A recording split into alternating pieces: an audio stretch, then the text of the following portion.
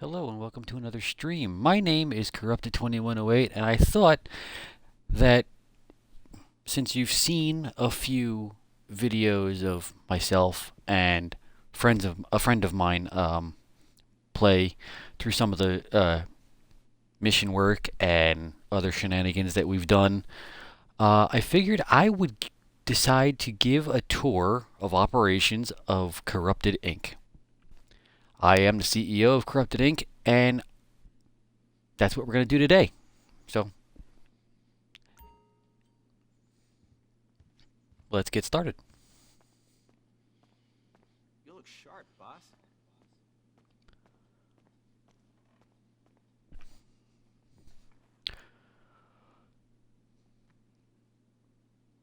Now, this is my office, and it's actually located in the Especially now I'm here. not really in the heart of um, Los Santos. But it's in the middle. If it was the heart, it'd be pretty much right here at the Maze Bank site. But we're just off the there. I am talking. You piece of shit. What is wrong with you? Interrupting your CEO. I'm your boss. I pay your salary. You know what? You're lucky I don't fire you. The receptionist here likes to talk, as you can tell. He has no name. If he does have a name, I don't know it. But let's go down to floor number 1 of my garage. I've got 3 of them in this building. I'm going to show you my entire fleet of vehicles.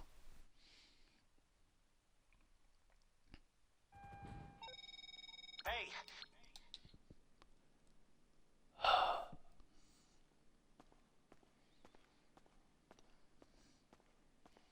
We've got a mixture of we've got a mixture of leisure vehicles, that being the 2 Camaros that are sitting. The black and red one is the convertible one that just came out recently with the latest update, the Chop Shop. And this one is one of 3 hardtops that I own. One of 4 hardtops that I own. Correction. This one is just, they're all fun to drive, but this one is probably my favorite. Here we have the Duke of Death. They call it that, not myself. In the single player, if you were to find the Duke of Death just while playing, all of the pedestrians and other oncoming vehicles and what have you in the single player game will actually attack you while driving this car. Thankfully, it doesn't do that in the online. And it's an armored car. It has no weapons, but it's armored. It takes, I think, 2 or 3 sticky bombs or RPGs to destroy it. Next one is my gold Ocelot Jackal. Only reason why I painted it gold is because of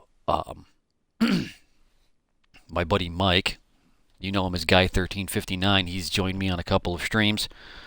Not only for GTA, but also Sniper Elite 4. But the only reason why I bought this car, or didn't even buy it, we both found one each on the street, and we took it to the Pay and Spray and upgraded it. He painted his chrome, and I did the it's either brushed gold or polished gold. So all gold wheels. I'm pretty sure you've seen me drive this vehicle. This is the armored Kuruma. This was available with the very first original heist part of the original 5 that came out, and this one is bullet resistant. It is not explosion resistant, but it is bullet resistant. You have to be extremely accurate in order to hit the driver of one of these. But not only is it relatively quick, but it's also it does have the armor plating. Behind me is our first named vehicle, and the reason why I named it is because I am an avid fan of the Transformers. So I tried to figure out what name is best suited for some of the vehicles. And I mean, that may classify me as a nerd, but playing video games makes me a nerd regardless, so here we are. But this is Brawn. I'm sure you've heard me refer to Brawn on stream a couple of times, and probably wondered to yourself, what is he talking about? This is exactly what I'm talking about. Armor-plated heavy Night Shark. This takes, I'm pretty sure, 50 RPGs or sticky bombs, in order to blow up. This is a great vehicle to drive in a public server, because it's not guaranteed survival, but it's survival nonetheless. It drives the players that only will forever fly the Oppressor Mark II, and you'll see that in a little while. But those players are driven crazy because they will run out of ammo on that bike before this blows up. And it's also a great way to actually destroy a lot of shit, whether it be other vehicles, taking oncoming fire as well as dishing oncoming fire. It does have down there in the bumper, you see what is it? Seven like circles in the bumper. It's either 2 or 4 of those circles actually are hiding machine guns. So that is beneficial, especially when you are dealing a lot of offense as well. This does not have any defense, I don't think, unless you actually put proximity grenades on it, or proximity mines. I don't, only because I'm almost certain I will be backtracking at some point and I'll run them over because I will forget where I placed them. We've all done it. We'll all continue to do it. So, and I'm one of those people. Does have a license plate with his name. So this is Brawn. This is also the end of my first, or not my first floor, but it's my first level. We'll go up to the second level.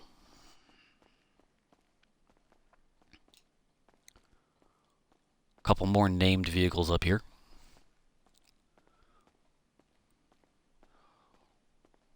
Here we have Hound, here we go. Canis Camacho. It's not weaponized, unarmed, but it does provide all terrain, and it's a great off-roading vehicle. Not as fast as the Night Shark, but definitely one of those vehicles that you can scale Mount Chiliad, no problem. Like I said, it is not weaponized, and it's not armored. But in the cartoon, Hound was a scout, so he didn't really deal in offense or defense. He was more reconnaissance, so that's what I use him for. Next one, we have the weaponized Tampa. And this is part of the gun running update. This has... What are you doing? Shut up, Tony.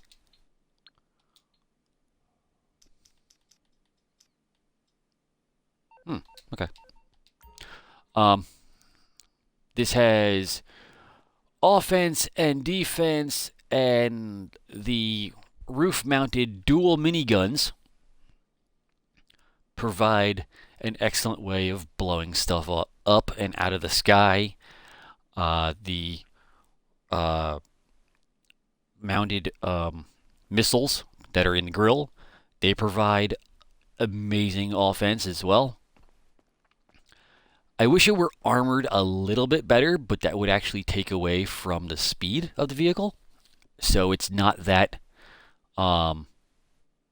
important. It is relatively quick, especially for a muscle car, or it's classed as muscle, even though it's a weaponized offensive vehicle.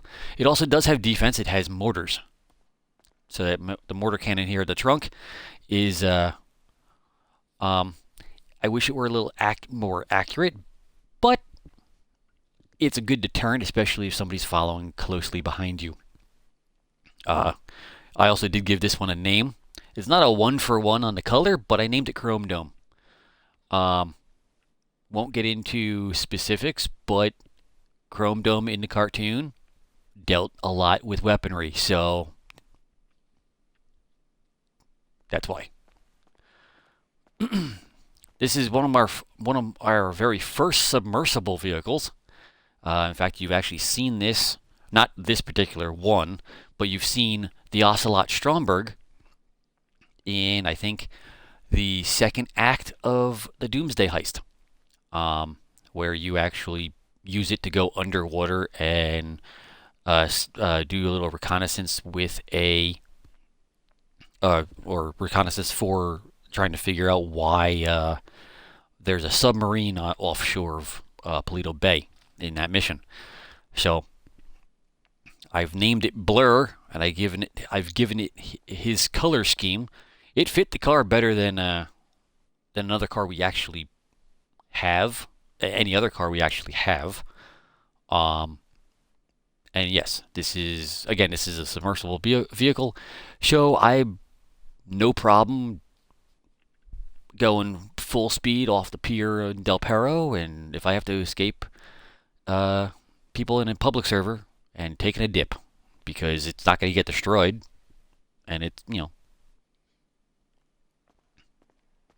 Next to it, we have Windcharger. This is the Deluxo. Again, you saw it in the Act 1 of the Doomsday Heist.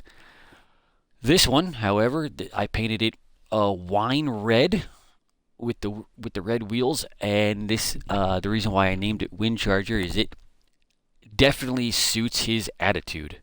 In the cartoon, he was a very whiny SOB, and there are times where no matter how much you try, this vehicle does not cooperate with you. It's definitely like it has its own or his own personality. It does do machine guns, and it does also have rockets that shoot out from underneath the bumper, and it does fly. And that's another reason why I named it Windcharger, because it has its own propulsion upward. Next to it, these are two of the same vehicle. This is the Albany V-Star, or the VSTR. The gold looked really nice. The blue looked nice. I couldn't really decide on the color, so I made one midnight blue and one, actually that's tan, more of a tan with a like an off yellow pearlescent. But yeah, these are unnamed. These are just leisure vehicles. These are these pretty much sit in my CEO building. But yeah, these are two of the exact same car, except for the wheels. The wheels are a little different on the blue one. But I also think the aero kits are different on the. Yeah. little bit. But here we got another one. This is the Ubermacht Revolter. I named it Prowl. Weaponized vehicle. It does do a little bit of offense. Machine guns could be a little better. Don't really use him. He's just kind of my my security guard here at the CEO building. He keeps everything in check when my secretary doesn't do his fucking job. Black and white, almost police-esque scheme. Hence why I gave him Prowl's name. And of course now with the Chop Shot update we can actually buy police cruisers and such. So he might get a body change. Not entirely sure. It depends on what happens. But this is Prowl.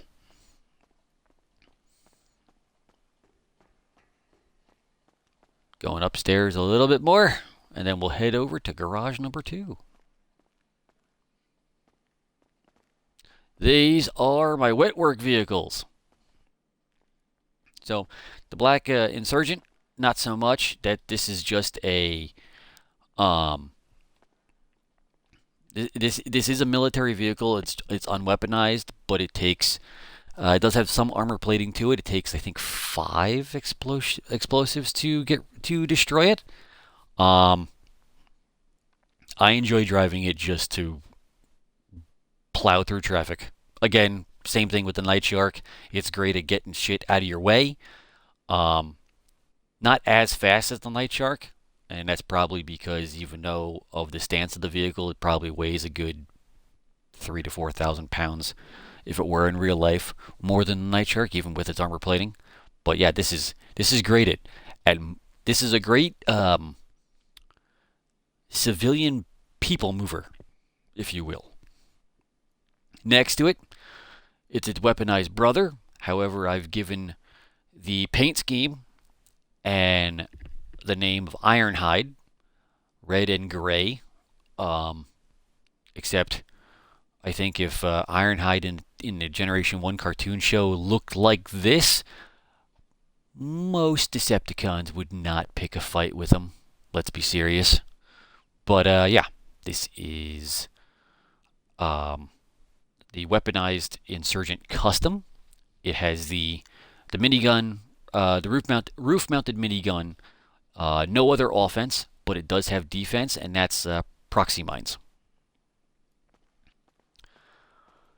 The camo green and black APC with the SAM battery on it is next. It's also turret. It can swivel 360 degrees. Limited ammo capacity. Still fun to drive, especially if you are with people. The driver solely drives it. The passenger operates a SAM turret. You can have 2 more people in the back. Shut up, LJT. You have 2 more people in the back that have, well, to be honest, shut up, Simeon. 2 people in the back have little machine guns that you can fire out the side. But you only kind of have like a weird 90-degree angle to it on either side, both the driver and passenger side in the back. And I do have a second one next to it. This was the first version of who I gave the name of Warpath, because Warpath in the Transformer cartoon was a tank. This was as close as we could come to a customizable tank, changing the color and everything like that. So this was the 1.0 version of Warpath. I didn't put the SAM battery on, or the SAM turret on the roof of the APC. Instead, I left its 40mm grenade launcher, and that is still relatively fun to blow stuff up with. Next to that is the half track. The reason why they call it a half track is it's, half pickup truck, half tank. Tank treads on the back, normal everyday truck wheels on the front, and it does have 4 machine guns on a 360-degree turret in the bed of the vehicle. That one has no name. This one has no name either, and neither does the Hummer next to it. This is the Vapid Caracara 6x6. It has 6 wheels. It has 3 wheels on each side. 1 in the front, 2 in the back on the driver's side, and same on the passenger side. It does have a minigun in the bed that you can.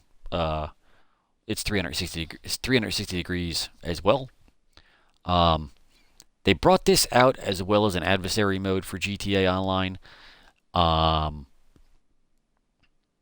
Admittedly, the adversary mode is not good. It's absolutely no fun, but I'm sure the reason for that is when you play with a bunch of randos at the time, nothing's ever going to go right, or it's never going to go fun. So yeah, it's this vehicle. I believe I won this vehicle from the casino, if I remember correctly. But that was a long time ago. This Hummer is armor plated. It does have weaponry. Yes, it does have weaponry. You can actually see the turret of the barrel of the machine gun on both sides. Armor plated. I believe it's got missile jamming because it's actually from my agency. And yes, I've got one of those. I will show that to you in a little bit. But this is an H1 Hummer with a cap on the back, 4-seater. Your typical diesel Hummer, and it serves its purpose. It's actually pretty quick for a Hummer, I think, and seems to be a fan favorite. This is the Mammoth Patriot Mil Spec. That's what the in-game name of it is. Moving on to garage number 2. Each garage actually holds 20 vehicles.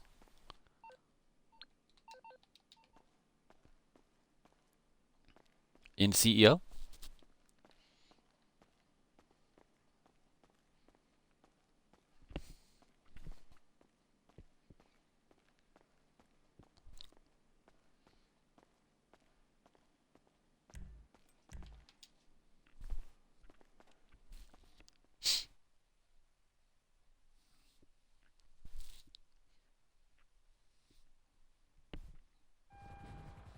Welcome to floor number 2 of our garage tour.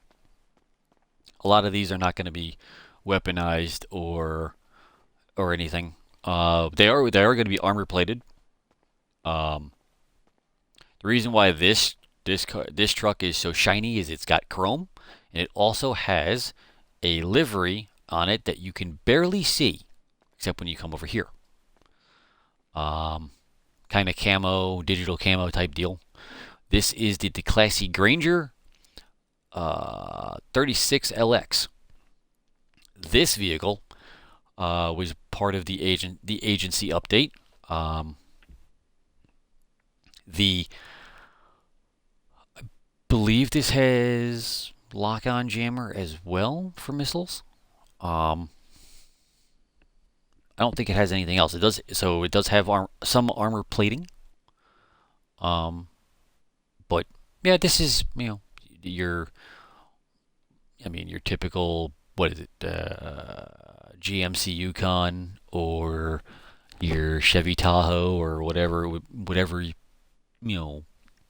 truck you prefer. But not really much to say about this except when it came out, it was one of those things where it's like I had its predecessor, so it only made sense for me to get the upgraded model.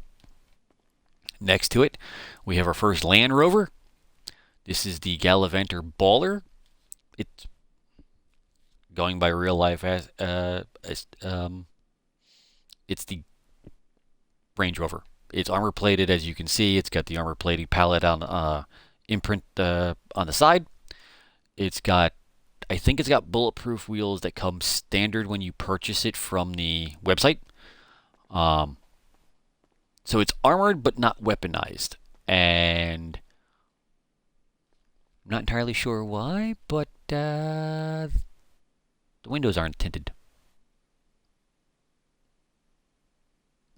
So maybe this is actually bone stock. That's interesting. Next, we have another. Okay, this is the Gallivanter Baller ST. It's essentially the older brother or the younger brother of the Gallivanter Baller LE. This is the ST model. This again is armored. It does have missile jammer? Question mark. Not entirely sure. This was part of the agency update. Bulletproof tires. This was our Christmas present from that year. So we had a Rockstar gives us some sort of Christmas gift to the players. This happened to be the one we got for that. Just shortly after that update dropped in early December, just like how the Chop Shop dropped in December for us this year. I think the agency one was 2 years ago. Yeah, 2 years ago, because the Cayo Perico heist was the year before that. So, next we have a Dubster, Benefactor Dubster. So think of the Mercedes G-Wagon.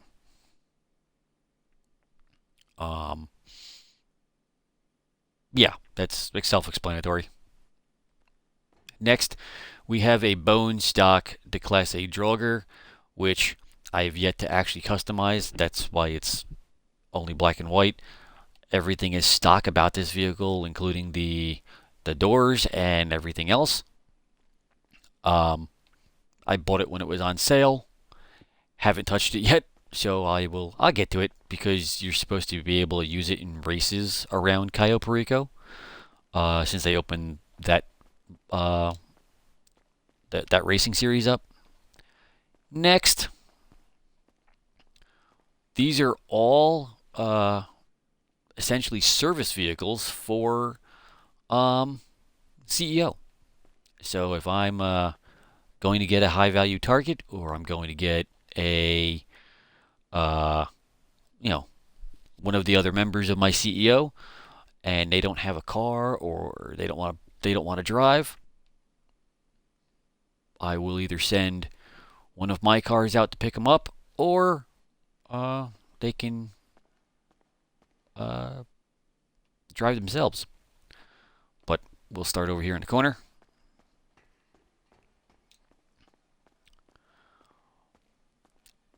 I forget which one it was, but when I first bought the CEO garages, there was one that came with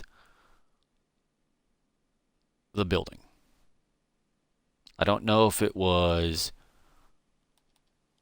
the 4-door or the 2-door, or if it was this one.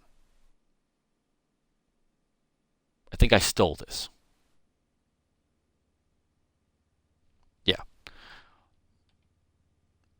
Yeah, the Ubermax Zion I stole off the street, and I customized it, made it mine. 2-door cabrio. You can put the top down. Nice ride, but it's a Beamer. Not really much to say.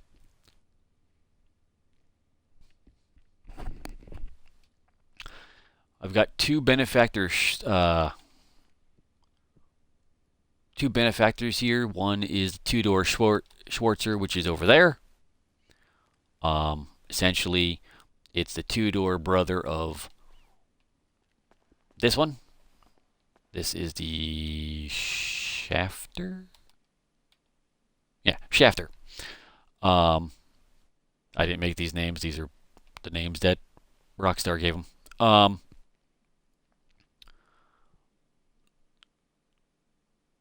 Yeah, these are just vehicles that I use when doing client runs and whatnot. This is another car that is not only weaponized, but it's got a missile. No, this has the remote driving capability. So I can pull this car out of my garage and drive it remotely without being in the car. The beauty part about this is I actually was able to do that um, as a gag for a friend of mine with Mike in the room. And I, with the remote driving, I pulled up, picked the guy up. He sat in the passenger seat. He looked over because he was sitting. He was in first person. He looked over, could not find me in the driver's seat, and Jenny was just like, "How is this car driving without a driver? Can I drive it?" I was like, "No, no, I got it." But I was hell across the map at that point. But yeah, that was fun. This is weaponized. It does have little mini guns. You can see in the front grille or by the headlights rather. Um, Not the fastest car, but it definitely is a fun car. This is my first electric car that I own, or one of the electric cars that I own, the Obey Omnis EGT. Um, it's got um, our biker logo, our biker club logo on it because the other group that I'm in is just the Italian flag, and I myself is not Italian. I'm Irish, but my crewmates and we jump into each other's crews on the social club. So this crew and the other crew is a friend of mine's. He founded it, but he's got his own CEO building. He's got his own CEO building. I've got my own CEO building, and uh, our other crewmates have their own CEO buildings, and we just help each other out when we all play. So, but yeah, this is the electric. This is the electric vehicle that came in the agency update, I believe. It's fun, but I'd rather listen to the engine. Honestly, I'd not being able to hear the car is or not being able to listen to the sound of the engine and everything is just a turn off for me. So I'd never buy an electric vehicle in real life. So I just have no want or desire to. But this is the Class C Granger. This is the older brother of the 3600 LX. It's a little smaller, not armored, not weaponized, just a people mover. Um, just your normal transport vehicle. Load stuff in the back.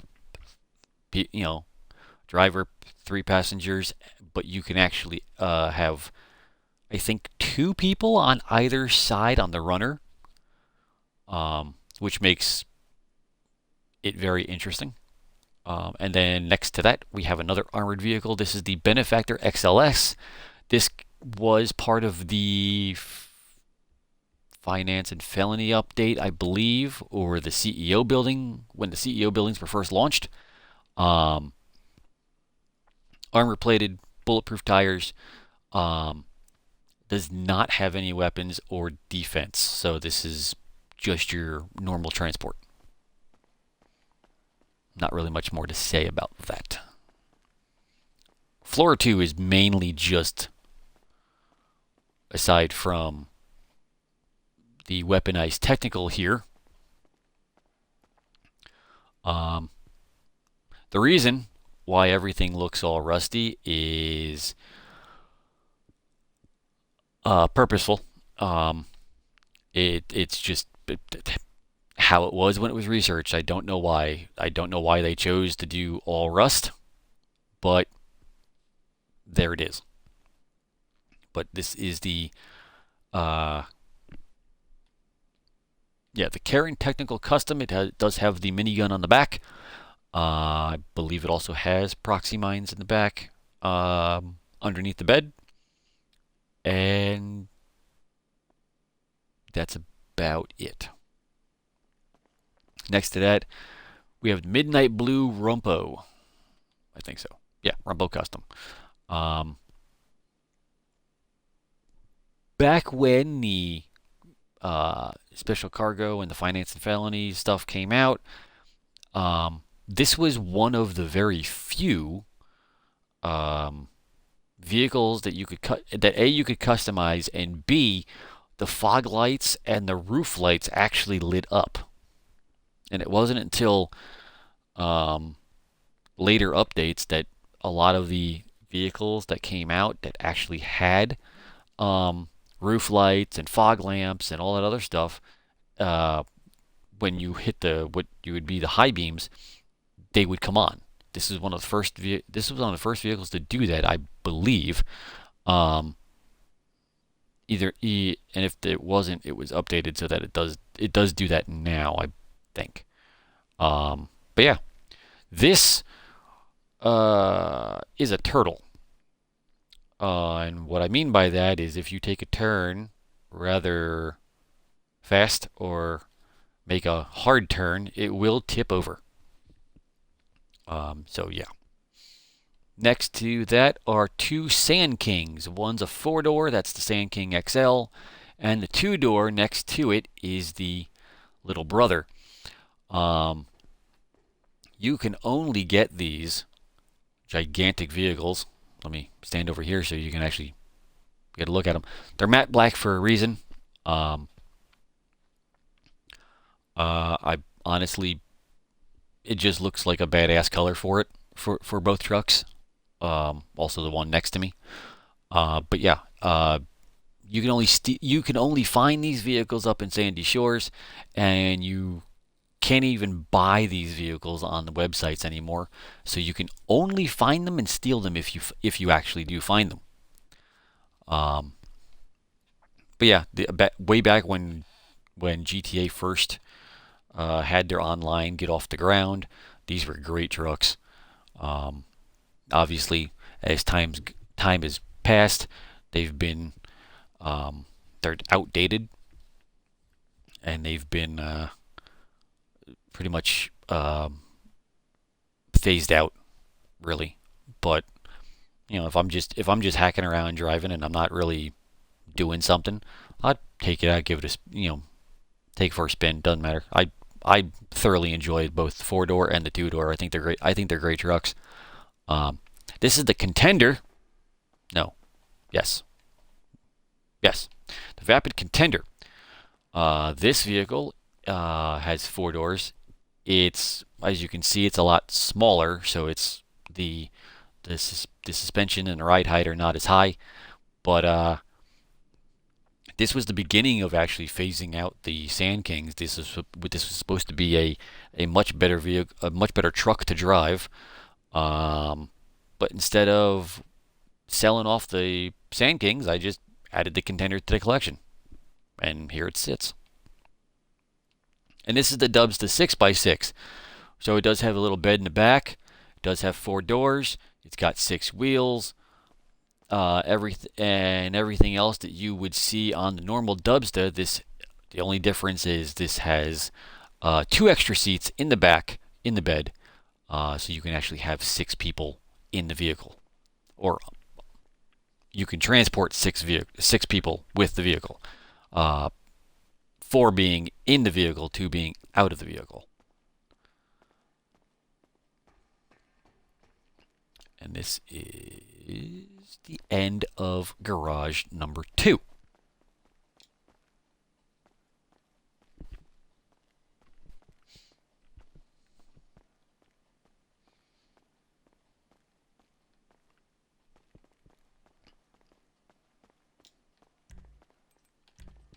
On to number 3.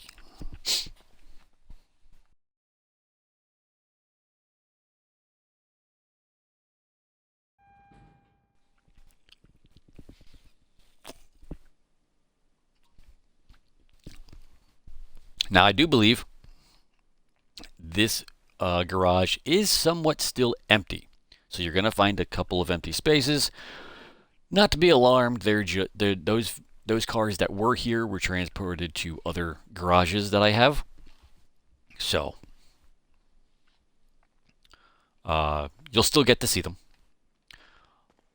This is I got $2,000 for good behavior. There's nobody else in my server. What the hell? Anyway, this is the new Vapid Dominator GT. This is based off of, I believe it's either the 2022 or the 2023 Ford Mustang. Only difference is this is a drop top. I do have other Dominators in my fleet that are hardtop. I also have classic ones, and I also have more modern ones. And you'll see them as we go through. Because I've got garages and depots for cars everywhere. Other houses. You'll get to see them all. This is another new vehicle that was given to us. This is the Impaler LX. This is it's either a old Monte Carlo. It's the classy, so it would be a Chevy Monte Carlo, or it's a best to be described is a like an 80s style police cruiser, all with being boxy and everything. It's just I put classic wheels on it. I painted it matte gray to make it more like a unmarked police cruiser because it looked better. And then I just put our logo on it. Tinted out the windows. No weapons, nothing overly special with it. It's a muscle car, so it's just the new vehicle we got for free, because it was given to us through the GTA Plus membership. Next, we have a bone stock Ocelot Pariah. I do have a different one, which you'll see later. That's painted blue. This one will get work. This one will have mods put on it, and I might actually keep the color, or might change it to a different green. Wasn't actually expecting it to be lime green when it came when it got delivered, but yeah, this car is great for races. Especially in the sports class. It is one of the fastest sports class vehicles in the game.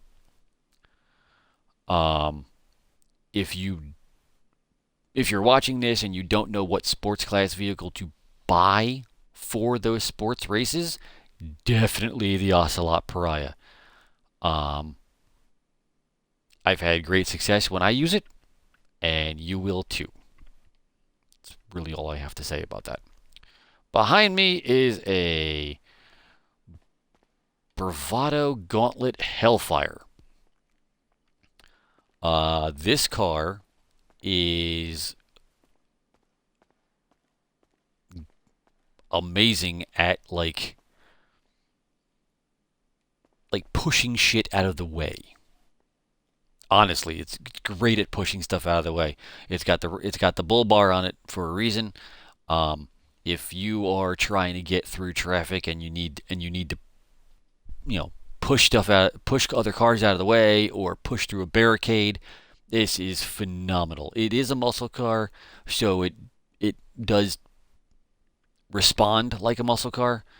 That when you get up on it, it will do nothing but spin tires. But once you get moving, it is a very hard hitting vehicle. It's great. When it comes to getting if I don't have my Night Shark or I don't have my Insurgent, I will choose this thing because it will survive a crash. No problem. I mean, they all will. They all have armor plating on it, but still, this one will. This one's just fun. Behind me is the Lampadati Komoda. Yeah, Lampadati Komoda. This came out. When did this come out?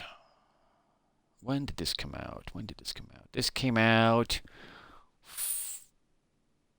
for the arcades? Or maybe it was when the casino first launched? It was either when the casino first launched or. No, this came out with the arcades because this was.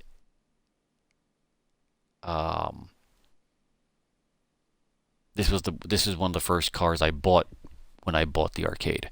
So yeah, this came out for the casino heist. So this came out with the arcades. You know, standard sports car.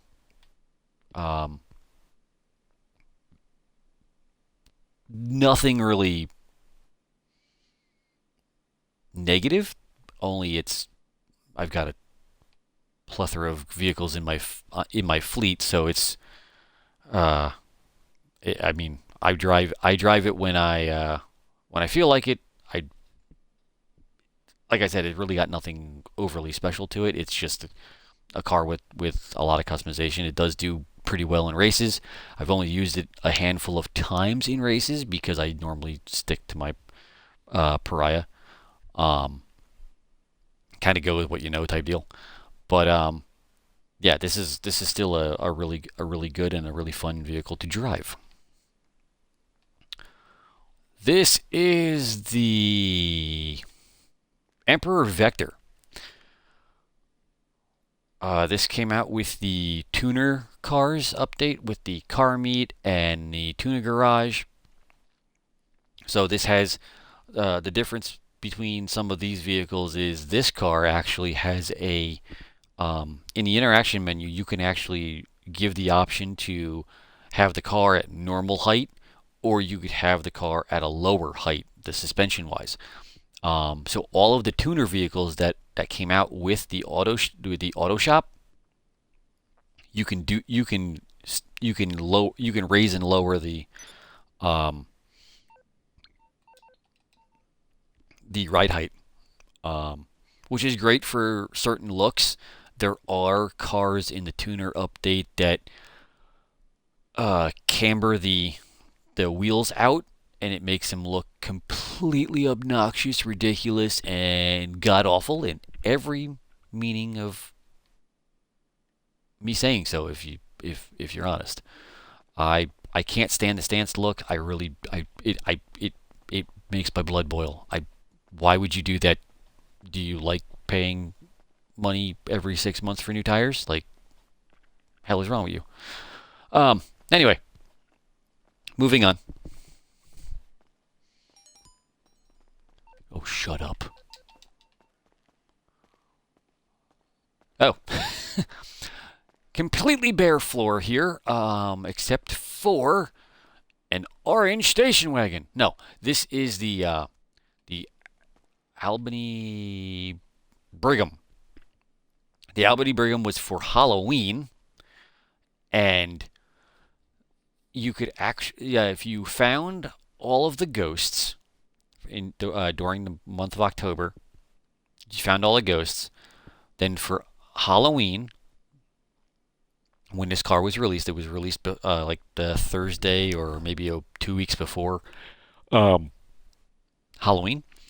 Then you could actually get a livery from Ghost Hunters, whatever the thing was for GTA, and you could actually turn this vehicle into a version of the Ghostbusters Ecto 1 Cadillac station wagon.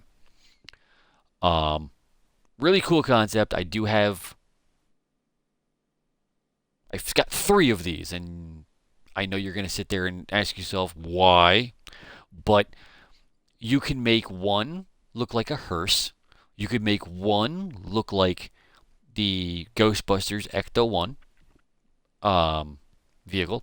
And then you could actually have one that looks like um, an old timey ambulance with a stretcher in the back and everything. It's cool as shit. It was definitely something like, okay, this you want to have all the versions of this vehicle possible because it made it fun. Um, just haven't gotten around to customizing this one yet. Um, but next floor.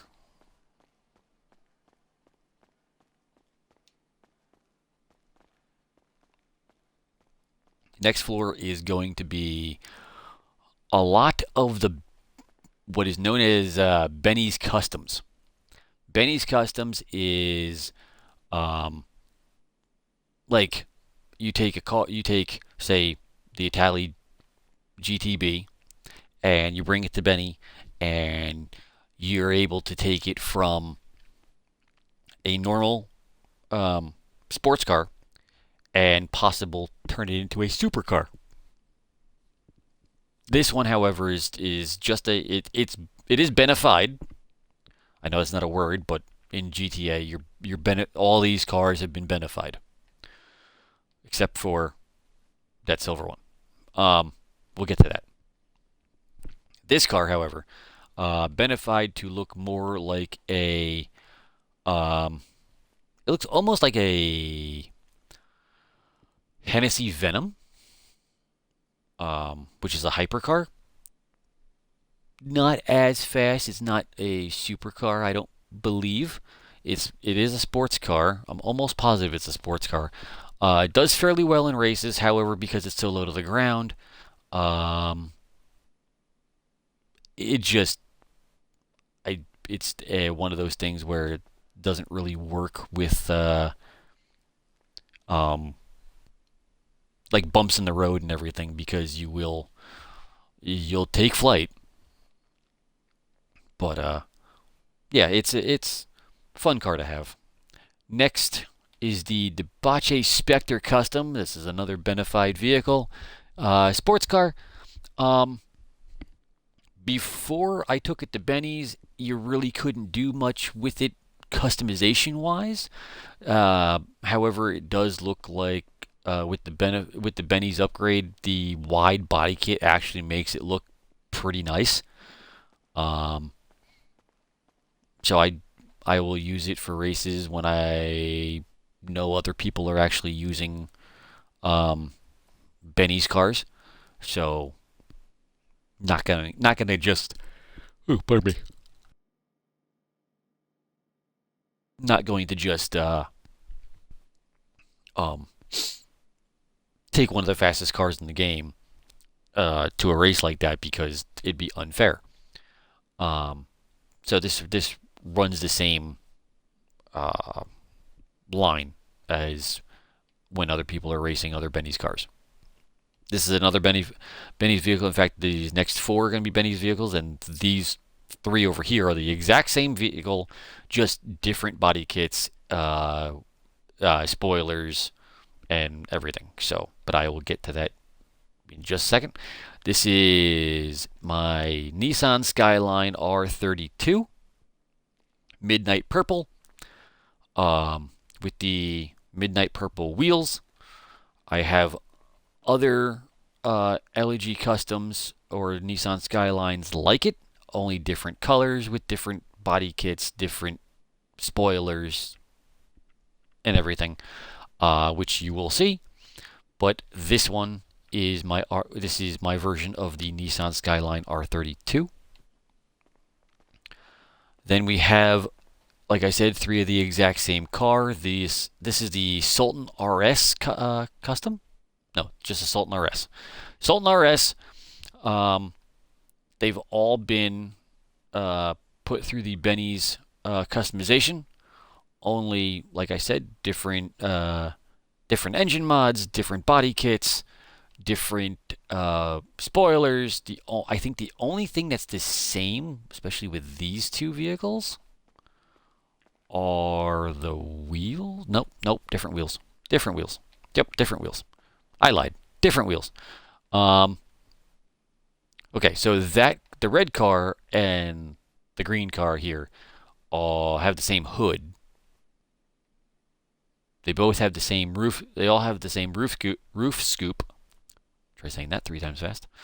And then these two cars have the same little things on the roof back here. The little vortex generator things.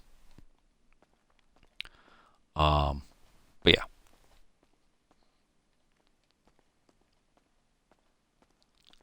I actually do have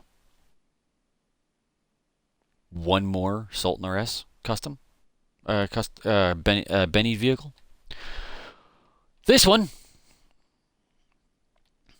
is the Benefactor Serrano.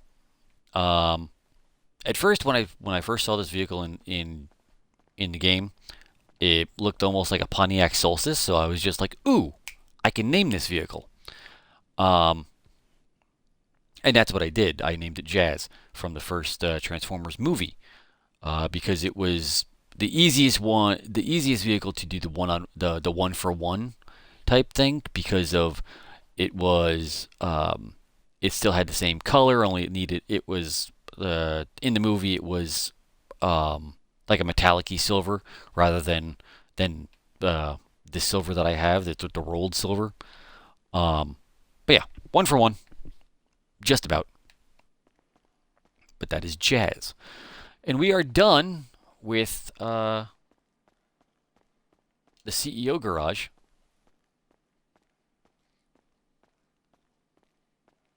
So now we can move on to the next closest garage.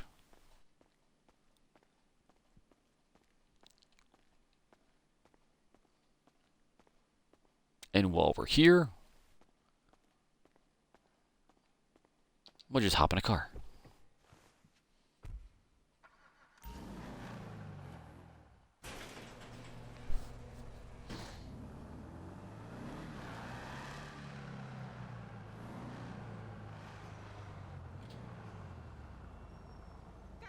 Now, my next closest is... Seeing how I have them darted all around the map.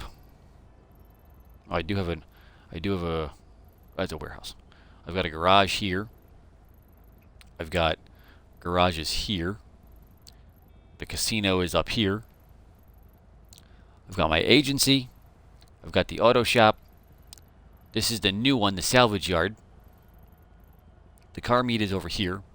My owned vehicle warehouse has all my special vehicles, and I will show you that, but that'll probably be one of the last ones we get to. I do have a safe house up here. There's my hangar, which we'll visit. You can see all my airplanes. My nightclub is here. So we do have quite a lot to look at. But since we're in the area, we'll go up to my auto shop. At Corrupted Inc., we deal in all kinds of different business. Most of them actually are legitimate, depending on who you talk to. Me being CEO, they're legitimate.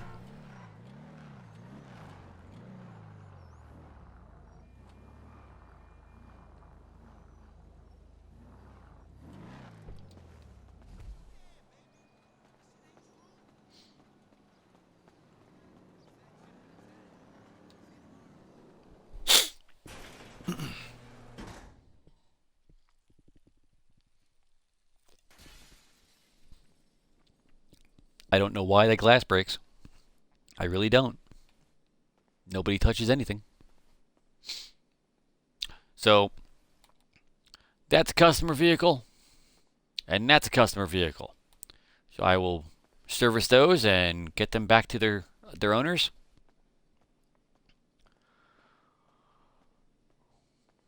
This is some more of my toys that I can play with. This is the Ubermacht Cypher. To be perfectly honest, I wanted to buy this vehicle. This is based off the BMW M3 GTR. From a little game called Need for Speed Most Wanted back in 2005. It was a launch title for the Xbox 360, or I used launch title loosely because it was brought out for, I think it was like GameCube and PlayStation 2 and all kinds of other stuff, and PC as well. But when the 360 came out, this was one of the very first racing games that was out for it.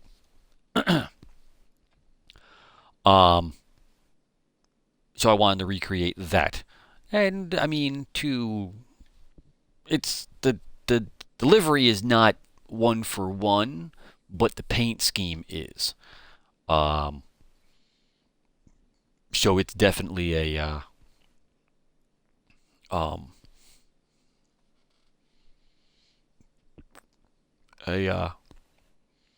fan favorite.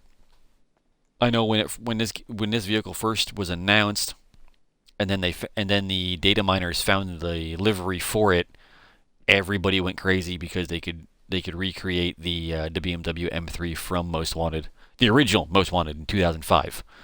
Not that turd in a dress they decided to pass off in what was it, 2009 or 2010, the Need for Speed Most Wanted game. That, looking at you, Electronic Arts, that was bad. If you're going to remake Most Wanted, you should have remade the 2005 one. Anyway, not to get off on a rant. This is the updated Tailgater. This is also based off of the Audi A4? No, not S4, A4. A4, A8, S8? Not entirely sure. I don't really know Audi vehicles that well, admittedly, but my buddy would know. Regardless, this is the Obey Tailgater S. The S stands for Sport. Maybe. Don't quote me. I don't know. But I've got two of them. That's my fun vehicle. And this is my work vehicle. Fun by the color. The color screams fun. This screams get shit done. This is the work car. It's a great work car to have. If you don't own one, you should own one. It's also a tuner vehicle, so you can raise and lower the suspension as you like. And it's a very badass car, honestly. They both are. That one's just more fun.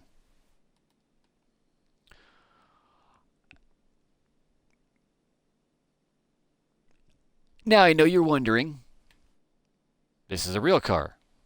Why do I have a clown car? Well, the Mini Cooper actually does serve a purpose. It's a lot faster than you might think. This is an HSW upgraded vehicle that you can upgrade only in the car meet when you speak to Hal about upgrades. This car, though not as fast as my Camaros, this car hauls ass.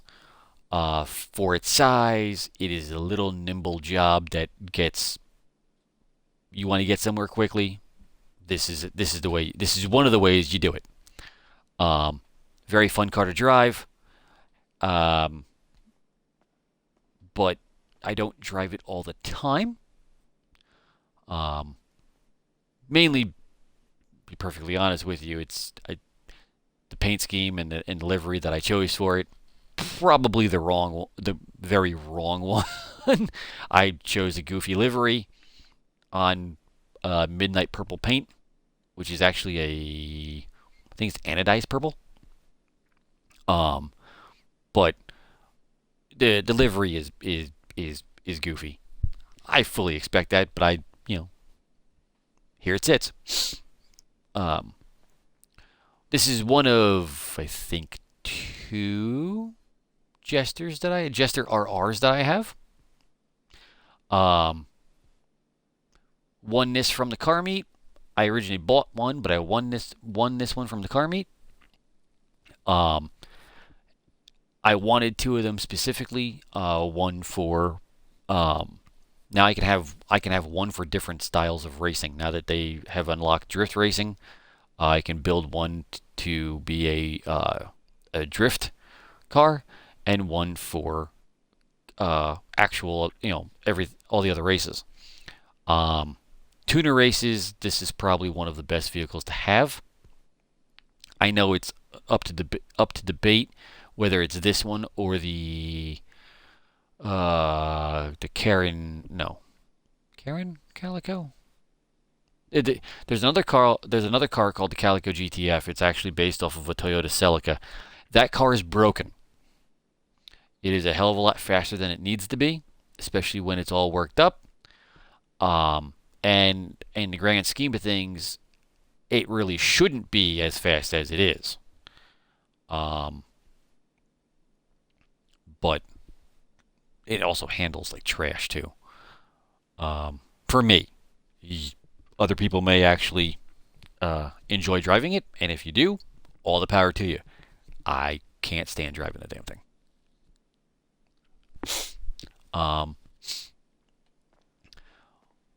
I have two Emperor Vectors here, as well as my green and black one in my CEO business, the CEO garage. That one I won from the car meet. That one I won from the casino.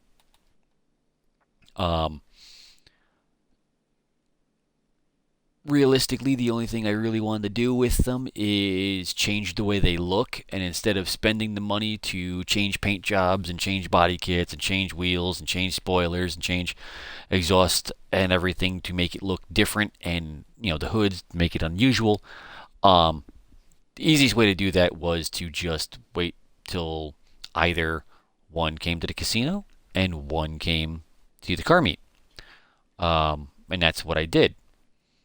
Took about a year or so in order to get all three of them. But I was able to finally get them all. Get the cars that I wanted. Did what I had to do, and now I have three that are semi-unique. Each of them having their own style. One is black and green. One is blue with the black racing stripes, and I think that's just the racing stripes going up the hood and roof and down the trunk. Yeah, down the trunk, and then the purple one.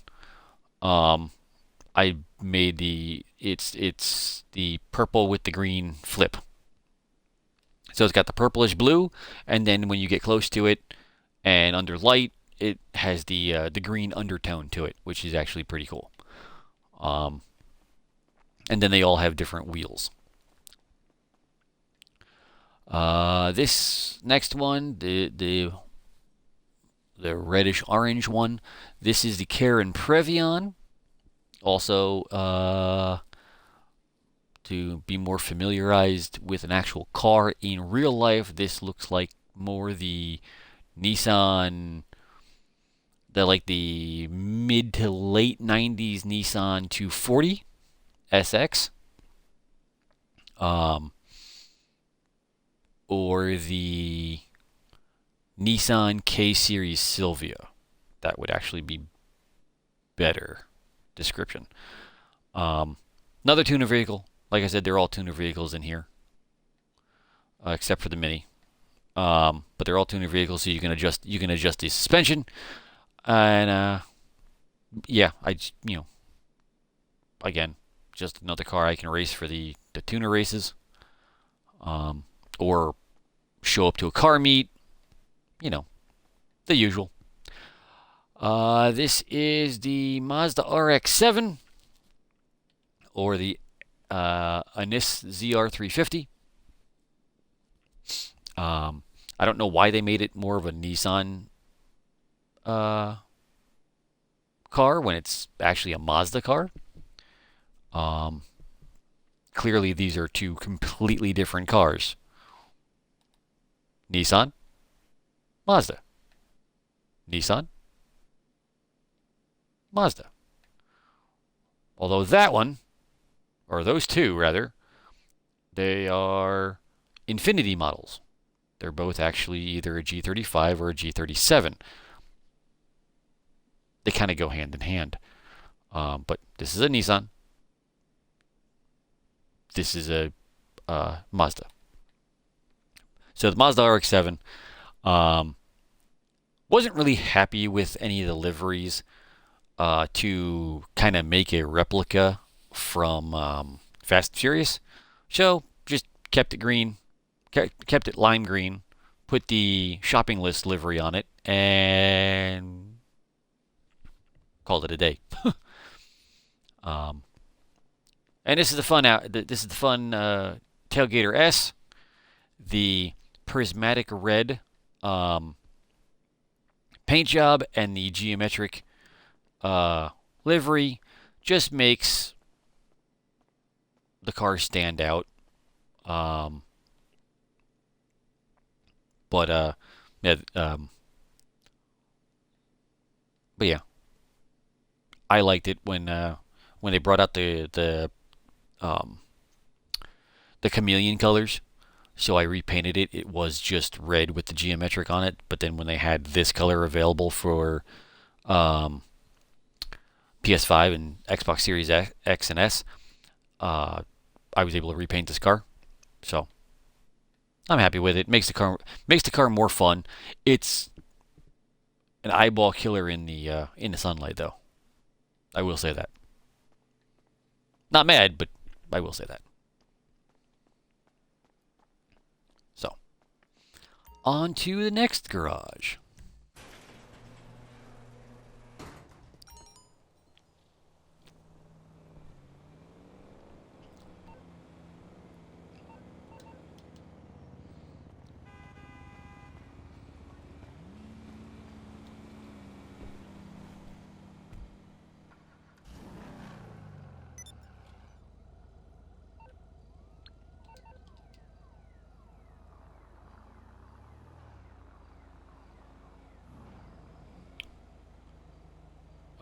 Since we are over this way, we will visit the arcade.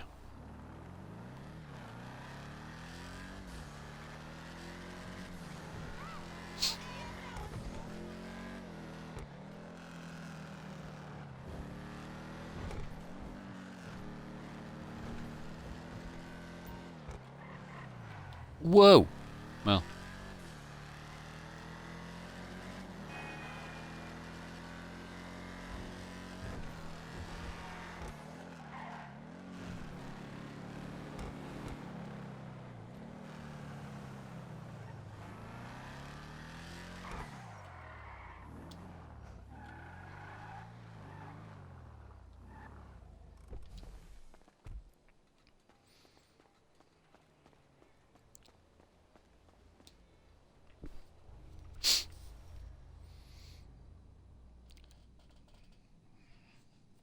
you've probably seen the inside of this garage before.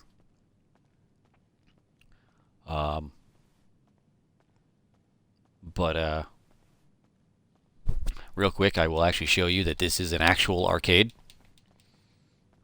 My master terminal there, where I can control all the other businesses that I own. But as I said, this is an actual arcade. And there's people here. You must be making serious money, right? So, didn't lie. This is an actual arcade.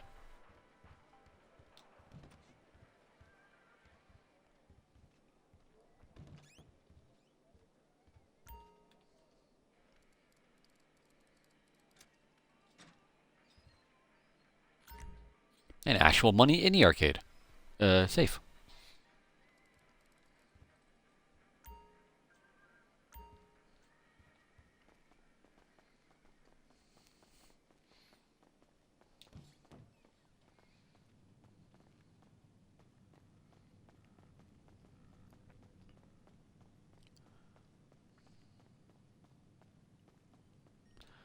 All right, more vehicles.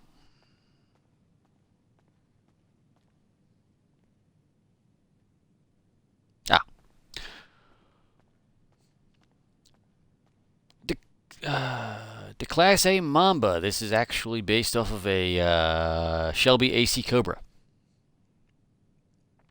I forget when this car actually was brought to Grand Theft Auto Online. However, I wanted one, and when I finally could afford it, I bought it. Not an overly expensive vehicle, but I mean, each one of these cars, like with upgrades and everything like that, the price gets up there. So the the Class A Mamba or the AC Cobra. Um, I mean, even my character towers over this car, so like it's a tiny little car, and you can fit two people in here. So like it's crazy. This is another Camaro. This is another one of the hardtop Camaros that I have. Red and black. The convertible is black and red. This one I named Cliff Jumper. So obviously the black and red would be his stealth version. If I were to actually give him the license plate. But yeah, for a muscle car, this is this is one of, if not the fastest HSW vehicles brought out to GTA Online. This is the one this is the car, or one of the cars that I use, because I have a plethora of Camaros. The Camaro is the one I use for every single HSW time trial. So it's probably one of, if not, it's one of my top five favorite cars in the game. One behind it is a Sultan RS Classic. I believe this one came out long about the same time. I think it was either during the arcade update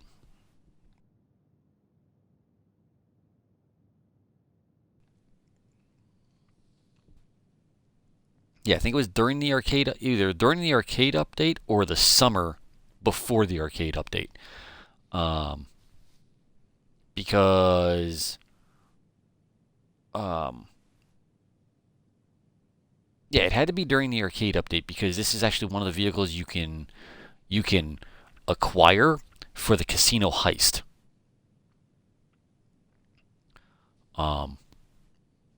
It's a fun little slidey vehicle. And I mean that's not with adding any like drift mechanic to it. It's a slippy slidey vehicle. Fun to drive, and it's fun to take the car meets and whatever. A lot of my cars are fun to take the car meets, but this one, whoops, Sultan Classic. So that's the RS. This is just the normal Sultan Classic. This is the 4-door variant, where that's the 2-door variant. And it's just my little orange, because it's orange.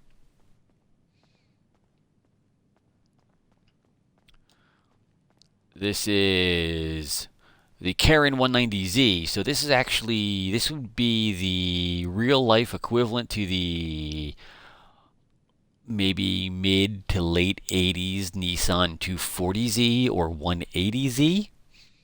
I like this car. I have liked this car for a while. I don't drive it often, but it's another one where it's like if I feel like driving an older car, I will pull this out, give it and take it for a spin. So the it's just a fun car to drive. Don't really use it for much, like I said, but it's just fun. It's just fun to drive. This is another Dominator. This is a Dominator GT. GTX. So this is when the Mustang had its initial facelift from 2015 into, I guess, 2016 or 2017 or 2018. So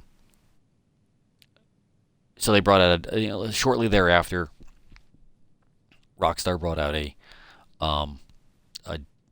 a new Dominator for that. I originally named it Blue Streak. The blue accent, the silver paint. In the Transformers cartoon, there was a mostly silver with blue, like Nissan. Only this was the closest car I had at the time, so I named it Blue Streak. I gave him his own license plate. So he sits here with Cliff Jumper and keeps everybody in line. This one, the Shyster Deviant. This is a muscle car. This actually looks more like a Mercury Cyclone or Mercury Cougar. The color scheme, I know you're probably wondering you've got every right to think that. I named them Joyride. That was the color scheme in the cartoon. So it kind of worked. I just really wish that the Shyster Deviant here just drove better. I mean, this does drive like a muscle car, but it handles like a muscle car, doesn't drive like a muscle car. So it's not as fast as normal muscle cars would be, but it definitely handles like a muscle car. So spins tires, ass whips around, but it's just not the best muscle car. This one is the Bravado Gauntlet Classic Custom. This is another Benny's vehicle. This is when you take a Bravado Gauntlet to Benny's, or the Bravado Gauntlet Classic to Benny's, and you can make your own version of the Super B, or Plymouth Roadrunner, or like I said, the Dodge Challenger Super B. I made mine red and black. Gave it the wheelie bar in the back. This is just great to take to a classic muscle car show. I don't really use it for much, but it's just another one to add to collection. Here is the Debauche Rapid GT Classic. Now it was supposed to be the Botch A is supposed to be an Aston Martin real life equivalent. So, yeah.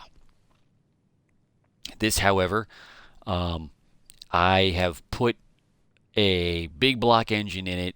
I have put the hood and the livery and the exhaust, how it sits. This is a mod called Sacrilege, and that is to take the car from being a little UK muscle car to this monstrosity. I saw it. I laughed way too hard, and it was like, okay, this is what I'm gonna do, and I did it. So that's it.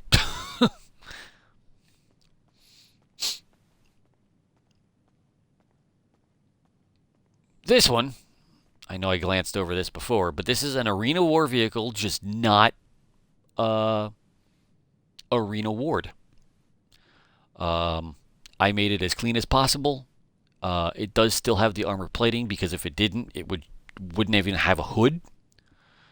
But yeah, it's my little.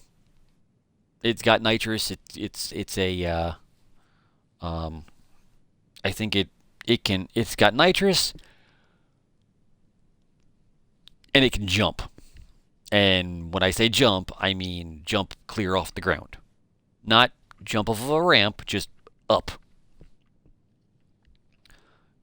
Reason being, could not even begin to tell you why it was a good idea, but they just made it an arena war vehicle, and you will see the other arena war vehicles in a little bit, but this is the arena war. Oh, this is one of the arena war vehicles that are not so arena war ready, if that makes any sense. So back outside we go, and we're going to go to the next garage.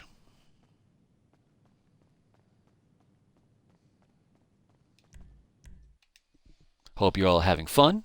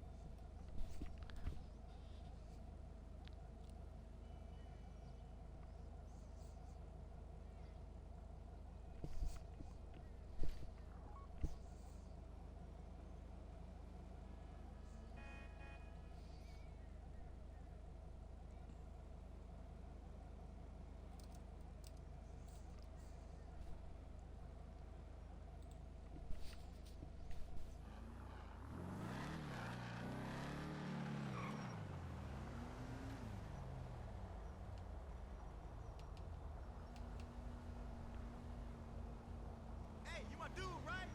Italian!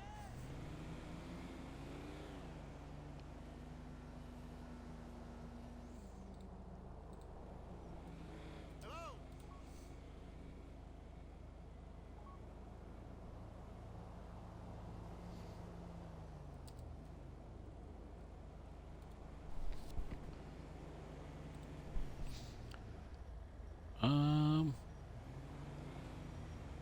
We're right next to the agency. I can go there. Shit. Oh shit! Whoa!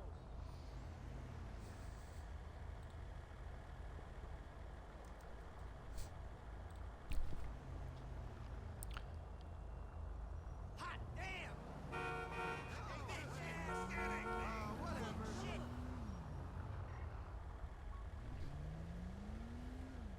Hey, buddy.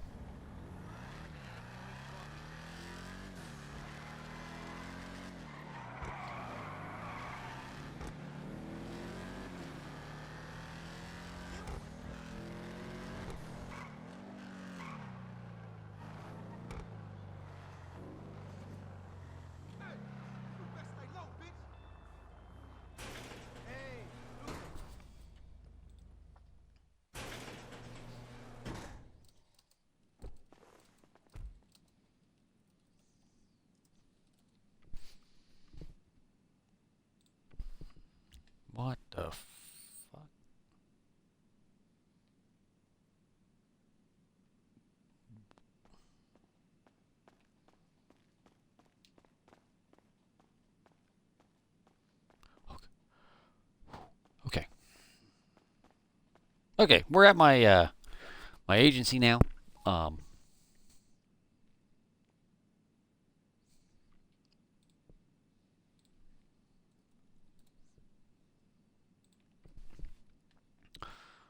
we're at my agency. I will show you around the garage, and then I will show you around my actual office space as well. First off, we've got my Bravado Buffalo SXT. This is armor plated. This is weaponized, both offense and defense, and it also has the missile lock-on jammer. 4-door Dodge Charger, newer Dodge Charger, obviously, and the little machine guns in the front actually do damage. It's not like a little pea shooter; it actually does damage. Next to it, we've got Leadfoot. I named him Leadfoot because in the Transformers cartoon, he was red and white. This was the closest I could get to a 1-for-1 ish type scale, and for an Obey vehicle, the Obey 8F Drafter, this is a really fast and a really aggressive sounding car, so it made sense. Next, we have the Debauche Champion, which I'm pretty sure is based off of the Aston Martin DB9, I think. This is another weaponized armor-plated and missile lock-on jammer equipped vehicle. It is only weaponized for offense, though. Yes, it's only weaponized for offense, but it's midnight blue. I was originally going to go for like the British Racing green, the darker green, but the midnight blue spoke to me, so I kept it. Another one of my hardtop Camaros. This one has a different style wing, different wheels, different aero kit, different hood. Obviously different color. This is the anodized blue. So it's like it's got like kind of like a mild gradient to it, where it goes from like a very pronounced blue to, when you kind of look at it, it goes black, it goes semi kind of purple. In the sun, you can see the hints of purple. It looks really cool. I kept it like that, or when I painted it, I was really happy with it. So this one is the Bravado Greenwood, another muscle car. It's got the lowrider style paint job, or rather livery, on the metallic black paint. I put the muscle style wheels on it. Gave a little duck-built spoiler. Have the blower sticking out of the hood. This does have the missile lock-on jammer. This does not have any weaponry. However, it is a muscle car, so you can perform wheelies at stoplights. Do I know why? Not at all, but it's fun to do. This, what is this? Oh, this is another Ocelot Pariah. I guess I have more than just two. This is the purple and green flip version. This has the little Ocelot. Oh, this is the one I won from the casino. Or the car meet. The casino. Pretty sure it's the casino. Regardless, this has a little livery, the Ocelot livery. The windows are not tinted, so I don't think I've actually worked on this car at all. However, because of the custom paint job, I'll probably just leave it as is with the paint. I like the paint. But yeah. Actually, that really should belong in the Ocelot garage. I don't know why it's here. But anyway. Army Green Armored Kuruma. This was a free car that I acquired at some point, probably within the last year or so.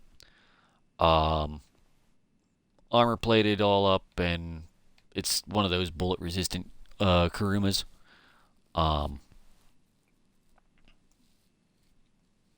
Like I said, I acquired it. It was a free car. Not entirely sure.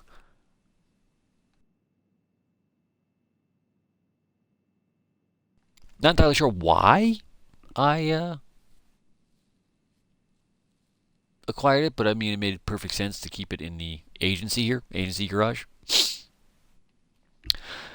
And then we have Gears. Gears does not have his own license plate yet because I've reached my max for creating license plates. And in order to make more, I'd have to delete some. I'm not going to do that because then I lose all those license plates that are already on named vehicles. But this has the blue and red paint scheme. That's what Gears' colors were in Transformers Generation 1 cartoon. Most of my named cars are based on the Transformers Generation 1 cartoon. I'm a product of the 80s. That cartoon, that cartoon was my favorite, still is my favorite. I still watch it. I don't care what y'all think.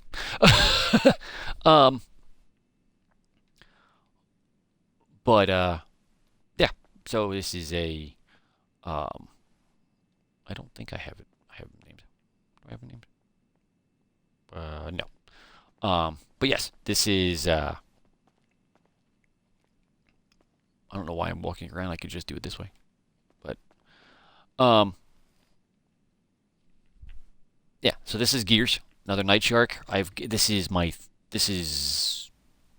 one of three. You saw Brawn. This is Gears. There's another one that is actually sitting at my nightclub.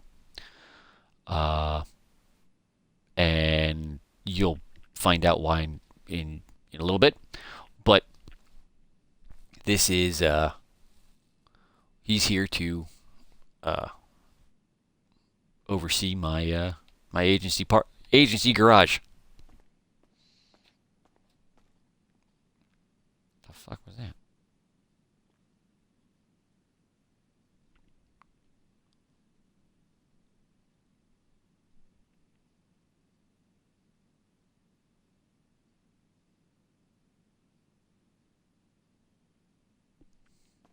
Anyway.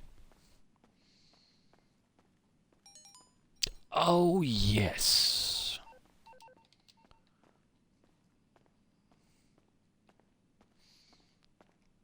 Oh. Speaking of, we'll get back to this one. So this is my Halloween Albany Brigham. This does have the black and the green flames and the skulls and the what is this? The Harsh Souls livery, along with the little lights and sirens that don't work. Really, they should have been able to work. But it does have the hang on, let me. The skull here on the blower, that when you step on the gas, the jaw moves instead of like an actual blower where the throttle will open up. In this case, the lower jaw will open to almost like the skull is screaming. Pretty cool. And then if you actually look, there's a coffin back there. So this is the hearse mod for the Albany Brigham. So I don't know if you can actually tell that there's a hearse in the back, or a coffin in the back. So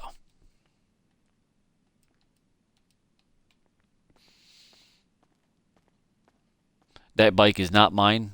One of the people that work in my agency actually own that bike. This, however, is mine.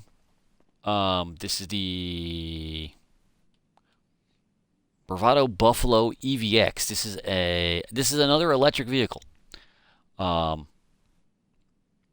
This is a very weird car. Again, it's electric. You can't hear there is no motor. It's just you press you press the throttle and it just goes. It is very, very strange. And it looks really odd. Like this hood, it just sinks down, and then the light, there's light bars, or the lights are like rectangular, and then the high beams for this vehicle are the two little lights on either side. It's just very weird. And it was supposed to be something, and then there's another vehicle coming out, or it came out where it's a stock car, and it looks like this. It's not an electric vehicle, but it's a stock car, and it's like, okay. In fact, I can show you what the stock car looks like. I think. Yeah, right there. So it looks almost like a NASCAR vehicle. Do I know why? Absolutely not.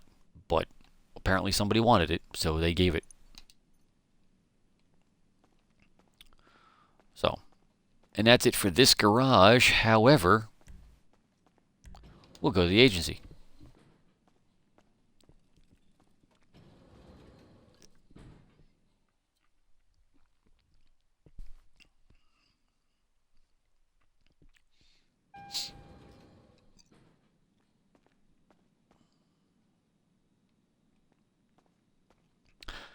F. Clinton and Partner. I am the partner, and F. Clinton stands for Franklin Clinton, and he is my business associate here at the agency. These two are my secretaries. They don't really do much. That's Franklin in his office. He doesn't really do much. I don't know who that guy is. I don't know who that guy is. I would go into my office, however, I won't, because knowing full well there's music playing and it's all copywritten, and I don't want a copyright strike.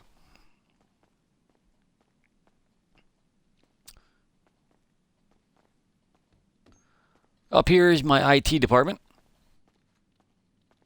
All my IT workers are working. That person's on the phone. Here's my weapons specialist. Hey, got pretty much everything in here.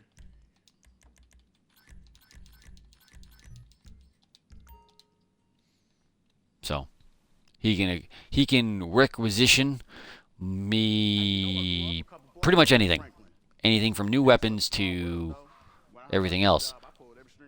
And also I'm pretty sure I can do, I can actually refill all of my Mark II ammo, which is good. So don't mind me as I walk into that fucking door frame. So, this is my agency.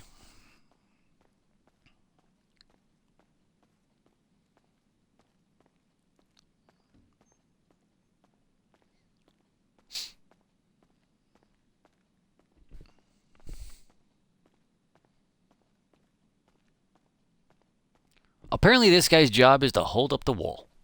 He's always there, same spot, doesn't move.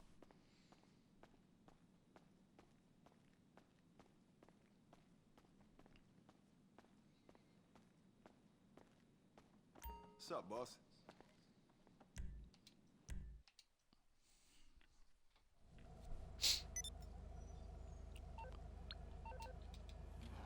we'll head over to my nightclub next.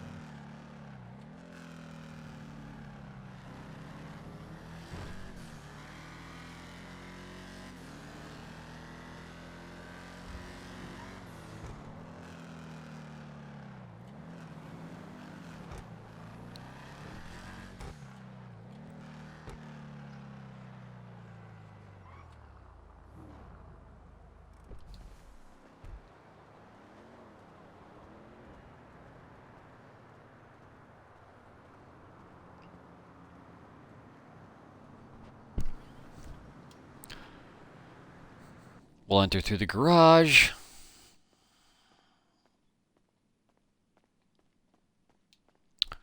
So Outback sits here. This is another named vehicle. Another Night Shark with the tan and brown color scheme to represent the like a desert theme. I didn't want to put a camo, like a desert camo on. I felt that this was actually good enough. Plus, this is the actual color scheme of Outback in the cartoon. So, there's really only one, like, there's no different, like, body kits or hoods or whatever else for the Night Shark, so they're all pretty much the same. The only difference is they're different colors. This also has a light blue underglow kit or underlight kit, and the headlights are light blue as well. Oh, shut up, Marcel.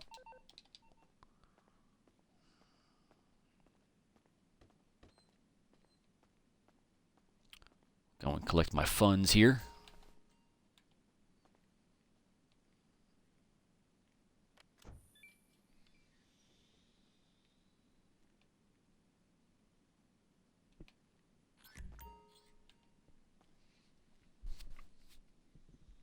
It had been a while.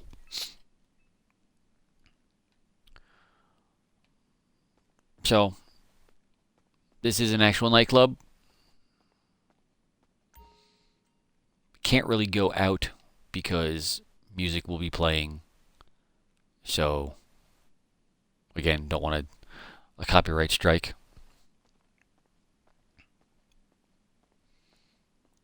So, I will quickly show you just beyond the glass. See?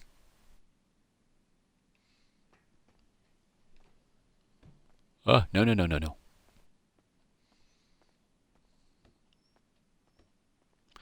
But down to basement level 1.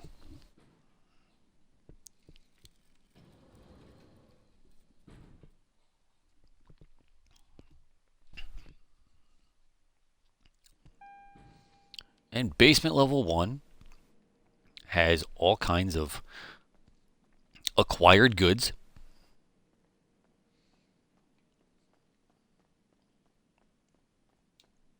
But also has all of my delivery vehicles here in basement number 1. We've got a MTL Pounder custom with offense and defense, defensive weapons. I've got proximity mines. I've got machine guns that are mounted in the grill, and the passenger can actually use a grenade launcher that's mounted to the roof.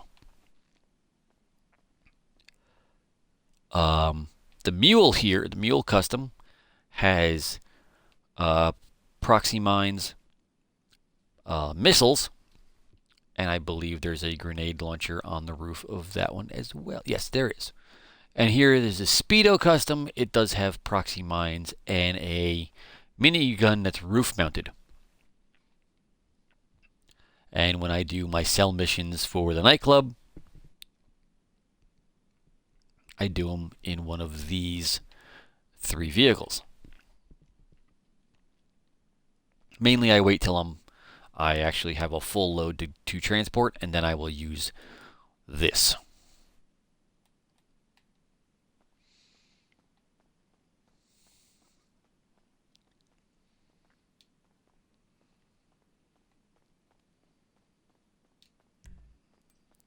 Moving down to level 2.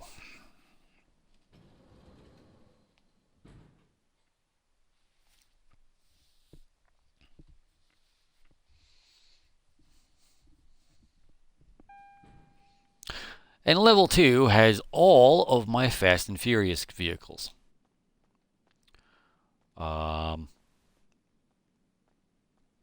Me being a car nut, as you can plainly see,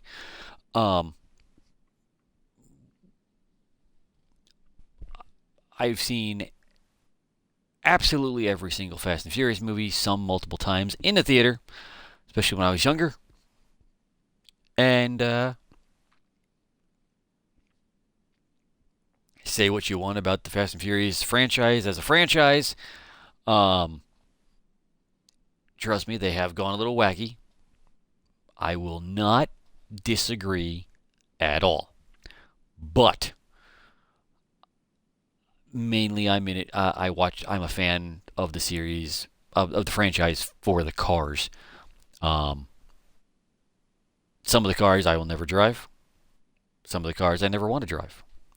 Other cars I can definitely see myself owning.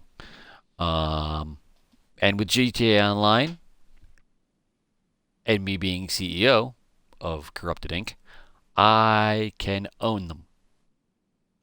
My little escape from reality in this game, and I use it to my full advantage. Starting off,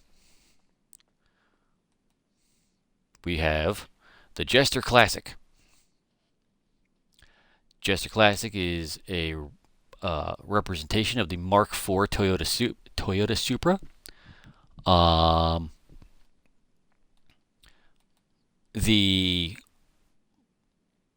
probably most iconic from the first movie, aside from Dom Toretto's Charger. This is Brian O'Connor's Toyota Supra in the movie. And, let's just go here. Much, much easier. No, never mind. Can't do that.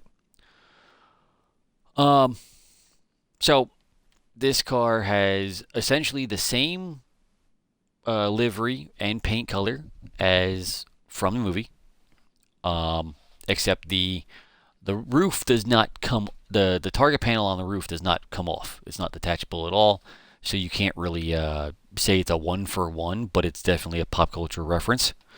Behind that, different wing, almost exact same body kit, different hood. Yeah, different hood. That Mark IV Toyota Supra was actually in Too Fast, Too Furious, and another cast member drove that one. Moving on, the Midnight Blue GTR here, right here, is from Fast 7, Furious 7. And Brian O'Connor drives this one at the tail end of the movie. If you've not seen it, it's worth a watch. Action-wise, it's worth the watch. This is Brian O'Connor's Nissan Skyline in Fast and Furious number 4. The Mitsubishi Eclipse was the first car that Brian O'Connor actually drove, was actually raced. The Kuruma, which is not armor plated, this is just a civilian Kuruma. I couldn't do the exact same livery as the car from Too Fast, the Mitsubishi Evo 7, Evo 6.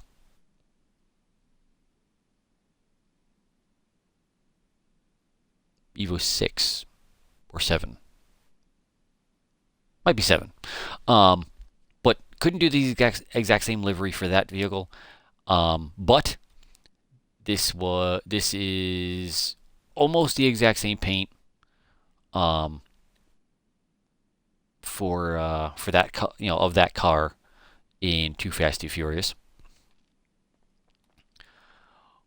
This Jester RR is the orange Mark V Supra from Fast 9. This was once in my tuner garage, my auto shop. I moved it here to join the other Fast and Furious movie cars. This one, the Impante Phoenix, I built almost like the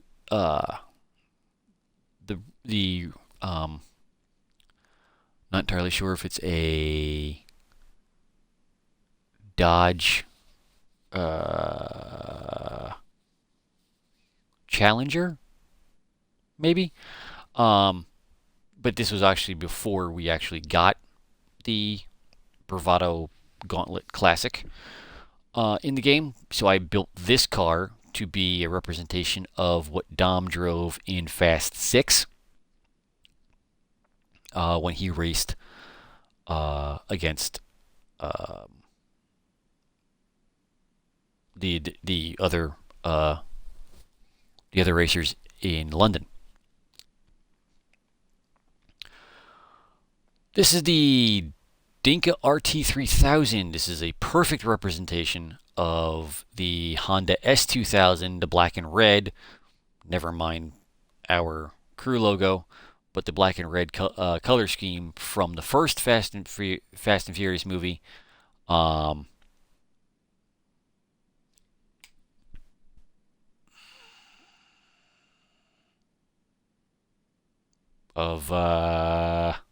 main the main protagonist in the movie.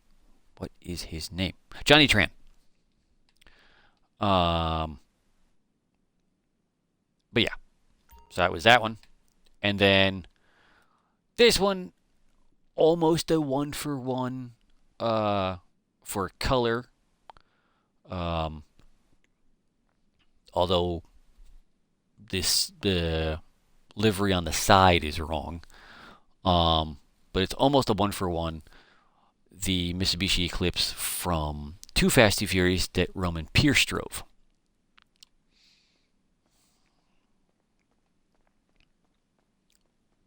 So I've got, the nightclub is full of all kinds of movie cars.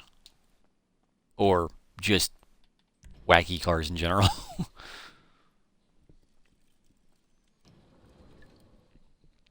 As you'll see.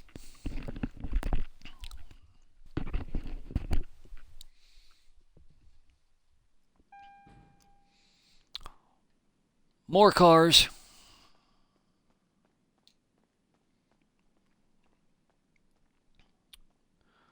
More cars. Some more of the Fast and Furious cars, like this yellow Nissan Skyline. This is of an R33. This was who was it? It was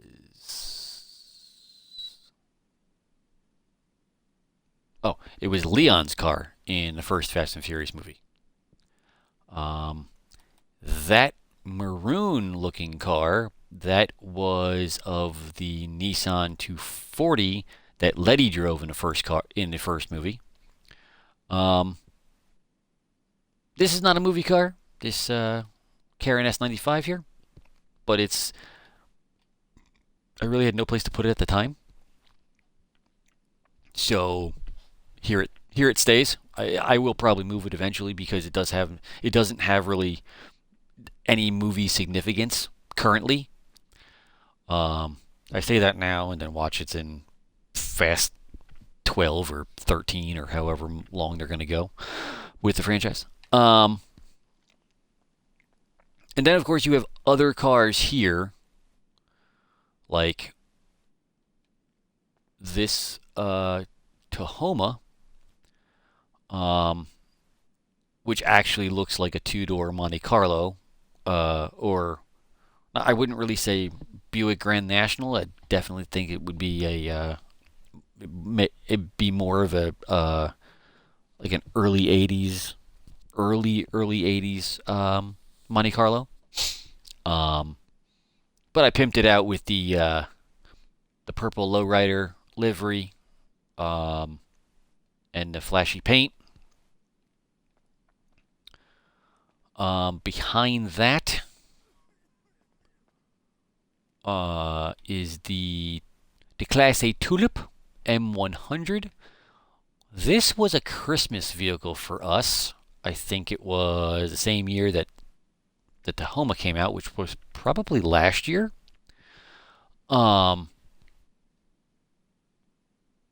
Needed a place to put the car. I put it here because I had other classic cars in on this level, so that's what I did. This is also my fourth Sultan RS Classic or Sultan RS Custom. Sultan RS. One of them. One of them.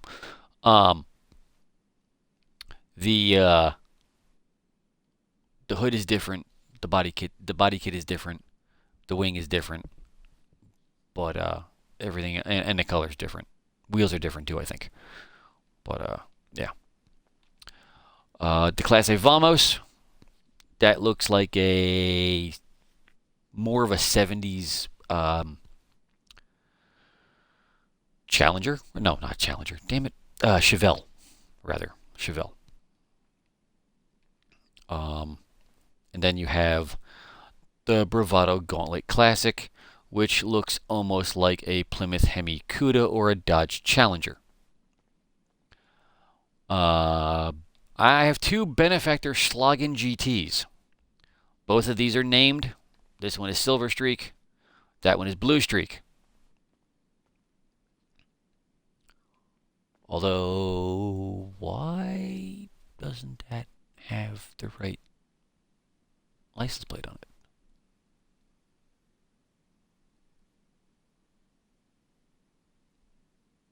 No, that's Silver Streak. This is Smokescreen. Smokescreen? Yes. Yep. Okay. Oh, that's right. I couldn't make the damn license plate. And the numbers that it had on it were just completely ridiculous. To basement number 4.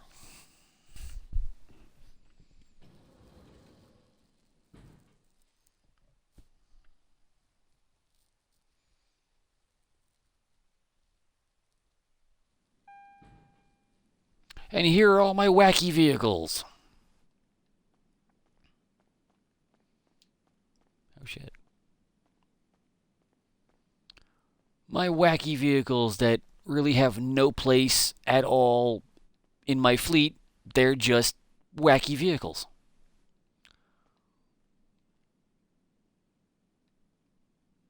I really can't explain.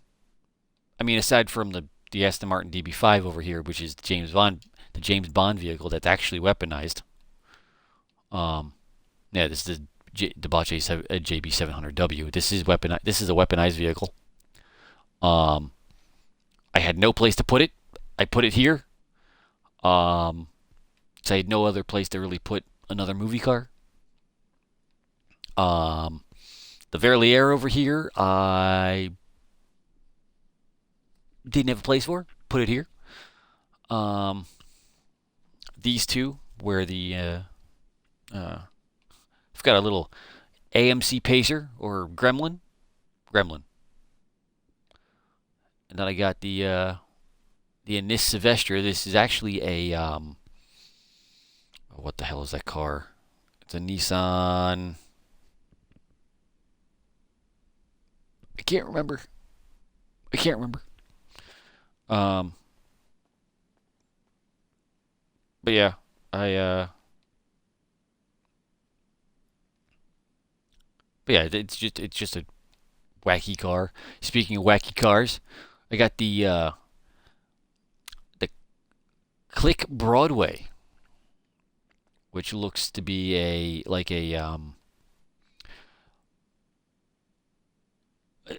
so apparently this is actually a four-door or a two-door.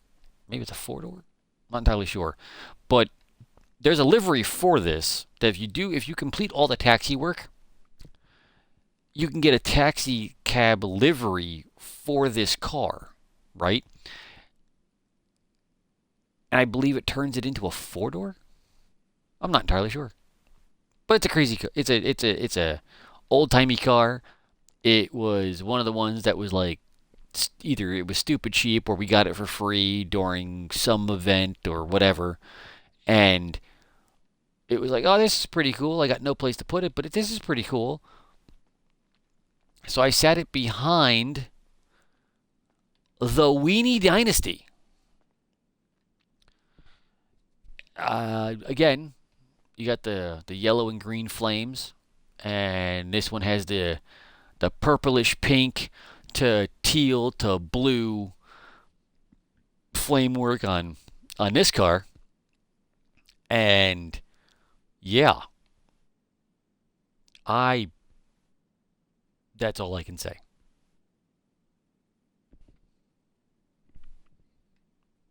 Then behind me, we got the Volker Warrener. I did it up to be a demolition derby vehicle. Tape on the headlights and such.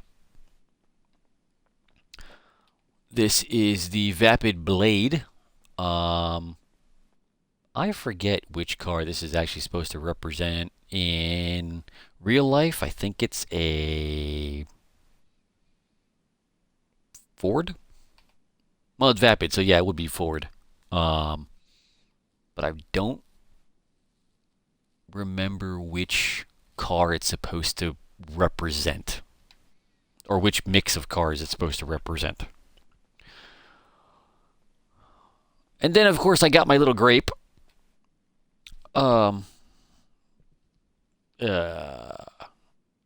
This is the Benefactor Panto. You know those smart cars, those little coffins on four little tires? That's this. You want to know what's funny? Or you want to know what's fun? Launching this off of a stunt jump. This is fun. This is absolutely hilarious to drive. By far, this is the most, I think, ridiculous car I own because of its shape. And then, of course, I put a wing and a bull bar on it and put the high-end rims on it just to make it even more ridiculous.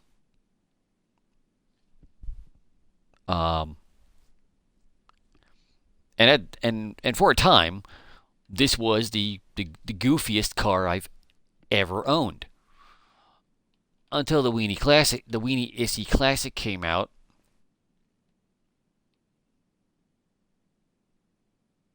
Yeah.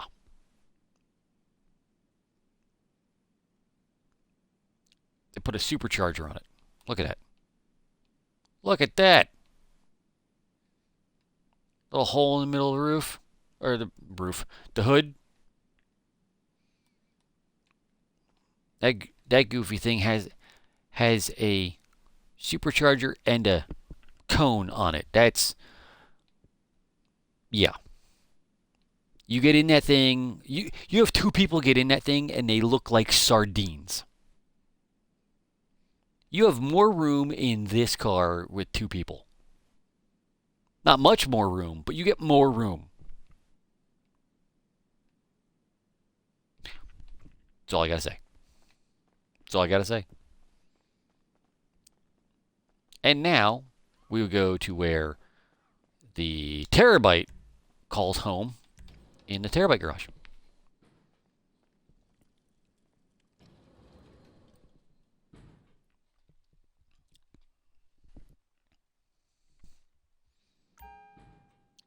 This is my Terabyte. You've probably heard me reference the truck, either talking with Mike or talking, where it's like, "Oh, I'll get you just, calling your Terabyte."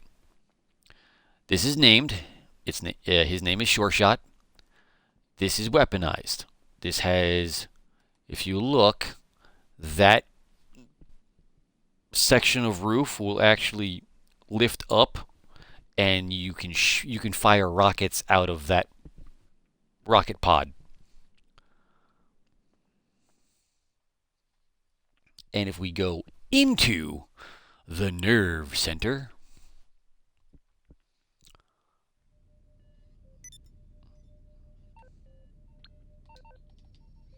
I've got my computer to log in. I can log in, start missions from here, and then beyond that, I've got one of the.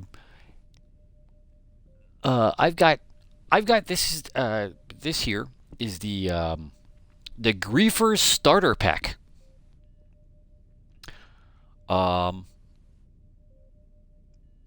If you have, what is it, $8 million and nothing to spend it on, why buy clothing when you can buy this? Complete with rockets and a turbo and a jet propulsion. You too can be the scum of the GTA community with this. I don't use this.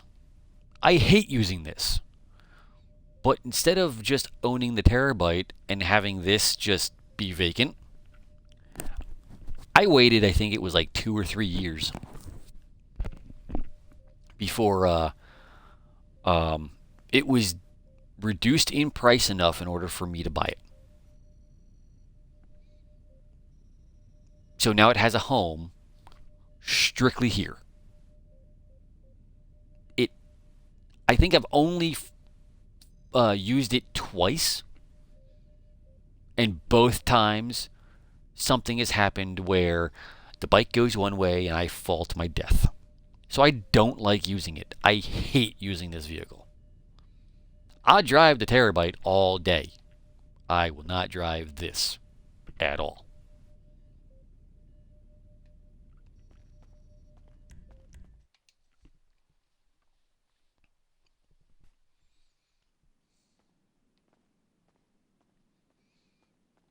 All right. And that concludes the tour of the nightclub and its garage space.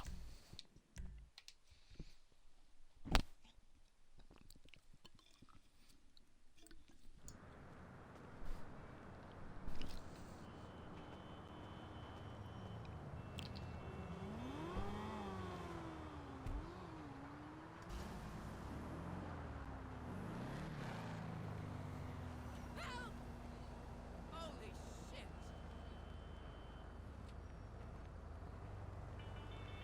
Hey, buddy, you good? Shit! Now we'll go to the arena. And I'll show you what we what. Shut up, Gerald. What my company sponsors. Not realistically, obviously, but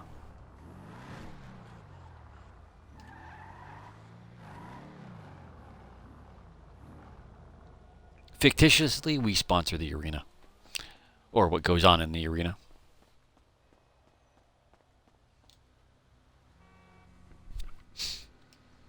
Starting at the workshop.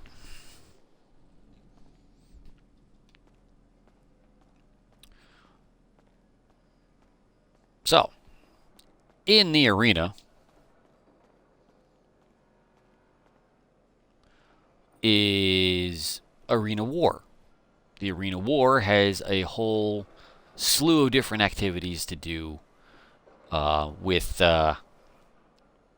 it being either bomb attack, which is essentially the, I think, worst version of soccer going, because you have to, your team is against another team, and you have to make sure that your bomb goes into their, I guess, goal or whatever, and it explodes. Then you get a point. Then there's, I think it's Attack of the Monsters. There's one to deal with whoever can collect the most checkpoints, I guess. And then there's like a really amped version of tag. And then I think there's not a, it's kind of like a race mechanic, but kind of not like a race mechanic. It's weird. But yeah. But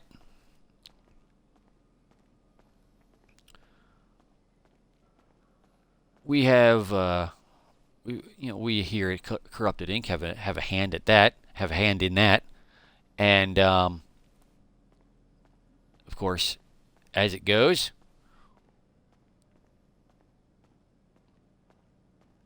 now entering the garage, where I have my vehicles.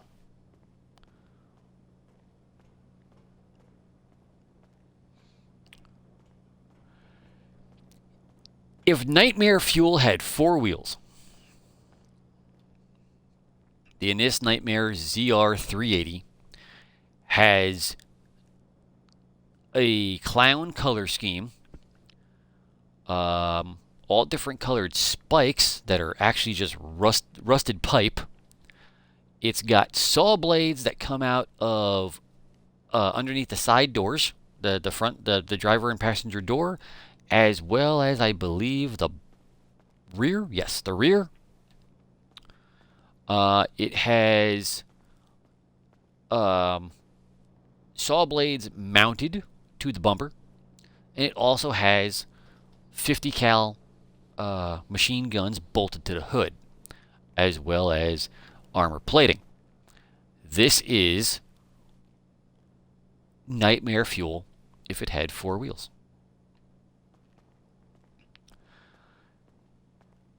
Now, if you want to get futuristic and still drive a Mini Cooper, this is the Future Shock Mini Cooper.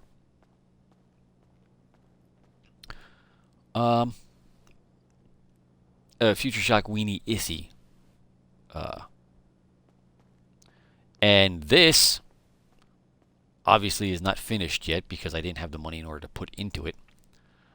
But you can equip lasers to it as offense. And I'm pretty sure that that's either nitrous or mortars as defense. I'm not entirely sure.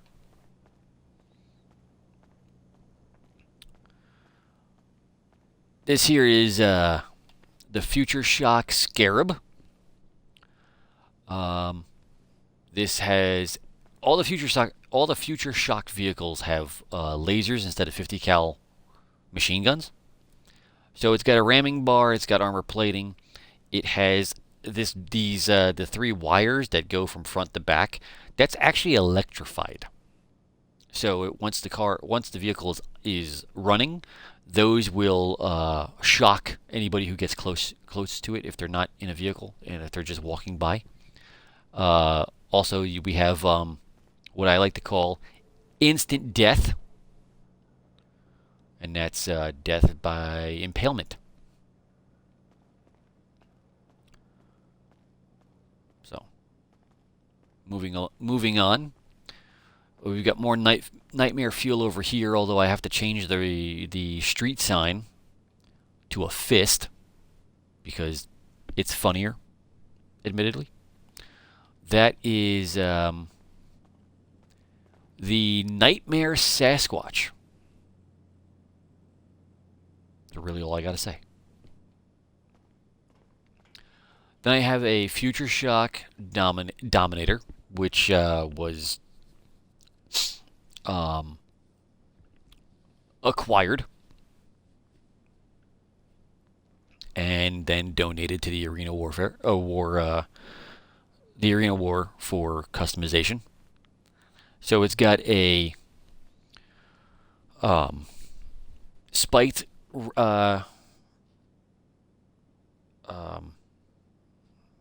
ram. It's got the lasers, the dual lasers. It's got armor plating, and it does have a tombstone. This tombstone you can drop if someone's tailing you, and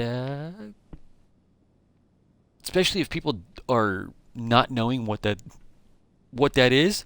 That's great, especially when they're like just off your ass. Drop the tombstone. They hit the tombstone, and you drive away. Fucking great.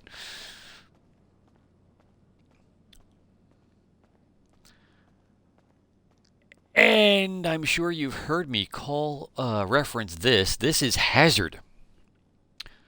It's a Dominator, but this is the Apocalypse Dominator. 50 cal machine gun, dual machine guns. It's armor plated. It's got spikes all around. It does have a tombstone. However, if you run into it, no matter how hard or soft or what have you, or you try to real quickly jump in the car, you will impale your own damn self on this, and yeah, instant death. Or instant tetanus. Whichever. I mean, look at that. That screams tetanus shot all over it. Then, of course, we've got a work in progress. And by work in progress, I mean not started. And again, another one that's not started yet, but that will actually be what they want to call the death bike. It'll have, I think, chainsaws coming out of it, I think. So, that'll be fun. And I've purposely skipped this to last because this is Big Bertha. Big Bertha is probably my favorite arena warfare vehicle. It's got dual flamethrowers that are mounted to the roof of the vehicle. It's got spikes all around. It'll push shit out of the way. It'll jump. It has nitrous. It's a lot of fun to drive. And it looks like something straight out of either Death Race or Mad Max, which is just fucking awesome.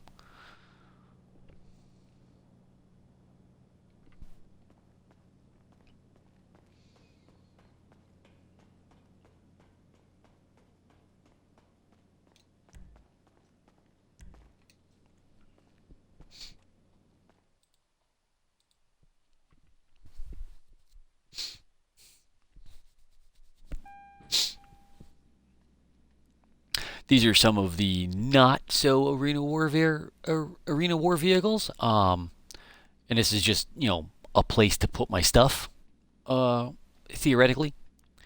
So we've got the BF Weevil Custom, and the BF Weevil, admittedly, was just supposed to be just a love bug, something just, oh, look at this, it's just a little Volkswagen bug, and it's cute. And then I turned it into this. Didn't want a love bug, I wanted something weird. And it's got little mohawk there that are made out of spikes. It's got wild exhaust pipes. It's got big wheels and tires. Funky flame job paint scheme, and is real low to the ground.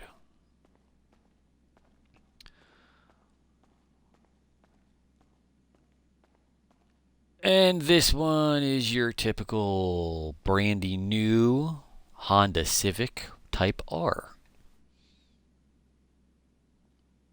If anybody who knows me knows my view on Honda vehicles, nothing more needs to be said.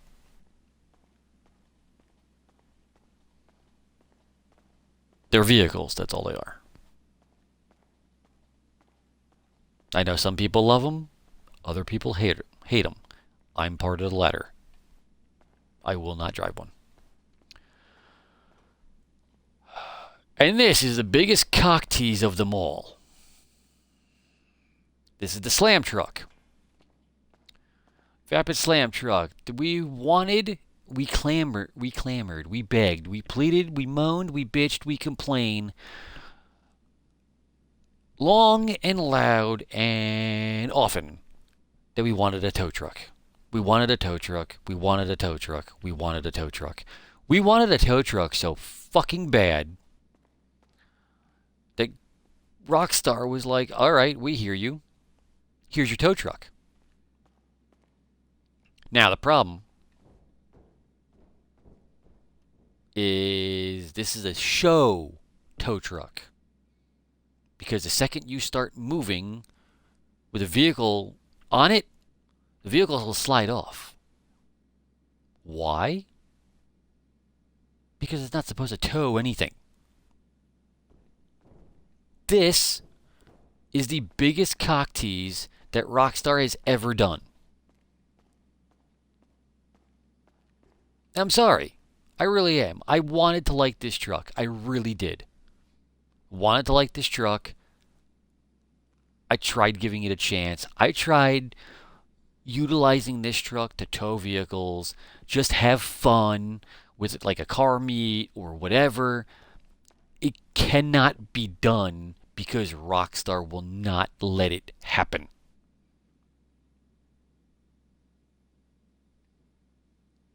Rockstar, if you watch this video and you get to this part, 2.5 hours in, please, either in Grand Theft Auto 5 or Grand Theft Auto Online or GTA 6, make this vehicle actually functionable. Because this, no one uses. This does not work. This entire bed has so much potential that you decide not to give us the potential use from it.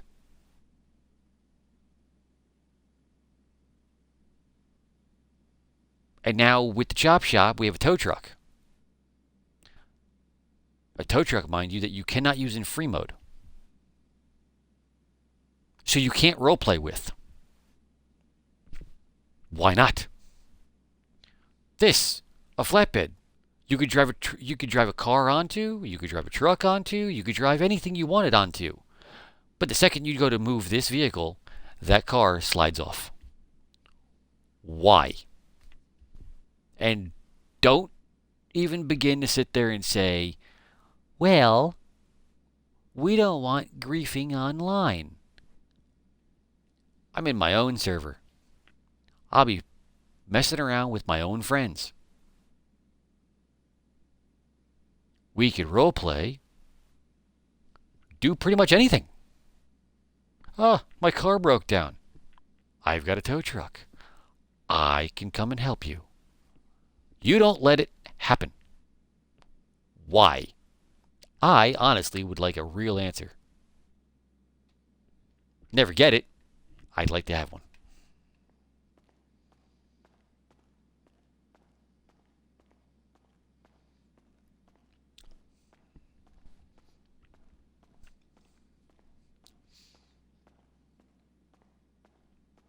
Now the rest of this garage just has a Impante Phoenix, which is a old Firebird. Again, didn't have a place for my stuff, so I put it here. Honestly, forgot I even had it. Have a little BMW. It's a Sentinel Classic. This is a, I think I want it. It's a two-door, so it's either a. It's not a BMW M2 because the M2s are newer. So this is either like a really classic M3, like early to mid 90s M3, or it's a 320. No, it's either a 310 or a 328i, or the 328's I, the 4-door. Not entirely sure. And then this is the Glendale Custom.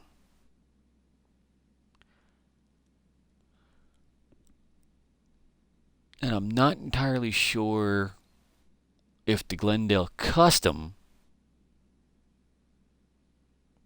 can be converted into a car for the Arena War. I'm not entirely sure.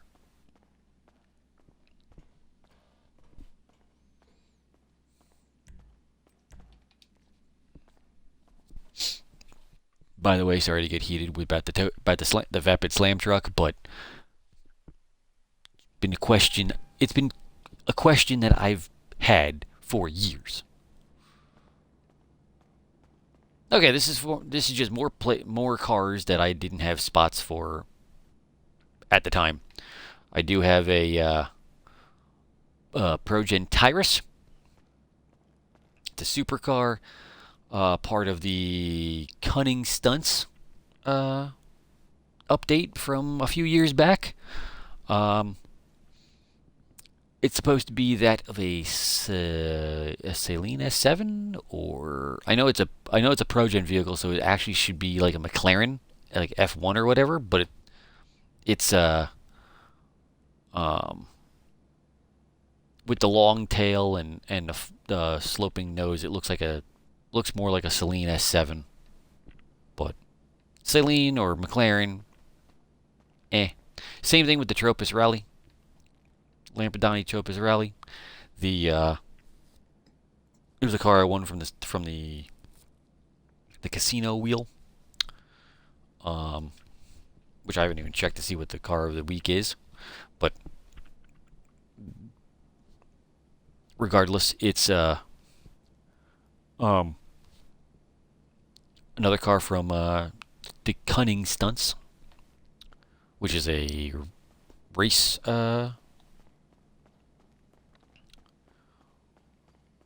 a group of races. Oh, another Vapid Sugoi, or a Dinka Sugoi. Okay, so this is another Honda Civic Type R. Why is it here?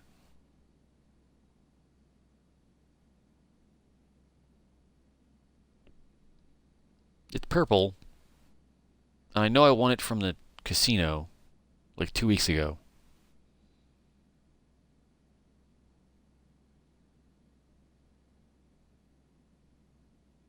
Not sure why I put it here, though.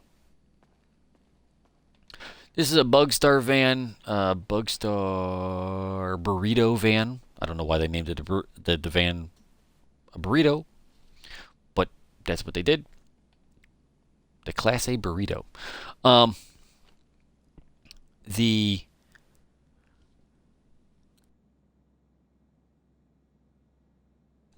reason for me owning one is I think I got it was either a reward for career progression, I think, for doing the big con approach for the casino heist. I think. This is my little go-kart, of which I never use, because I have no need to use it, honestly. Just one of those things where I don't care. Don't need it. I don't know why. I think that was might have been 1 year's Christmas gift. I don't know. Or 4th of July gift or something ridiculous. The Prairie. Actually, this is more of a Hyundai Tucson. Not Tucson. Tiburon.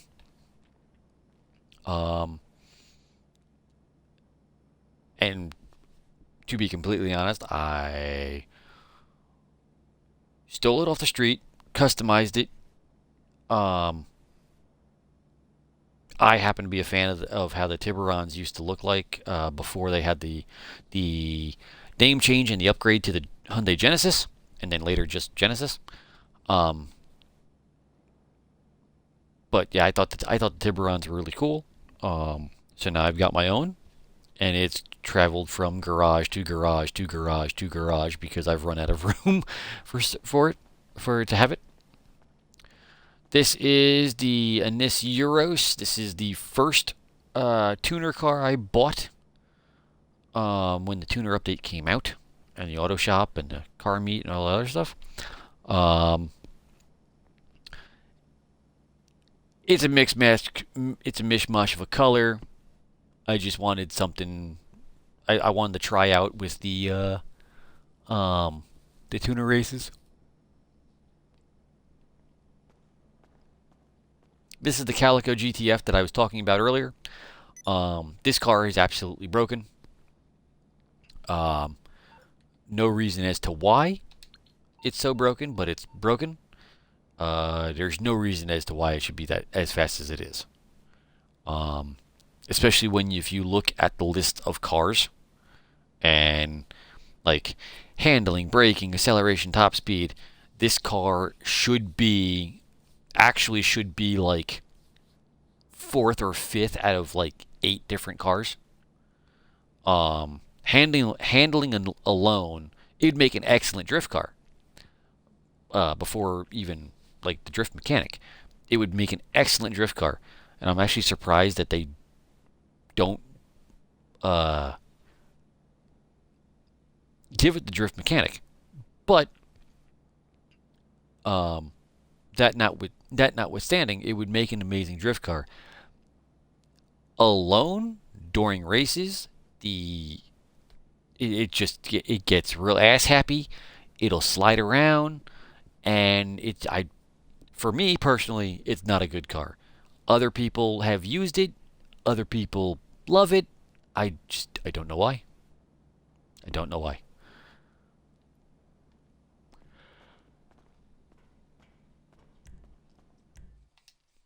And that concludes the tour of the arena.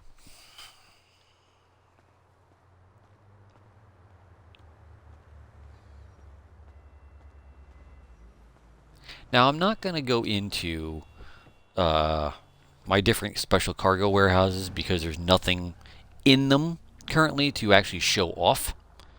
But you will see them eventually when I go to do my special cargo runs to fill them. So that's not going to happen today, but it'll happen eventually. Pardon me while I grab something to drink.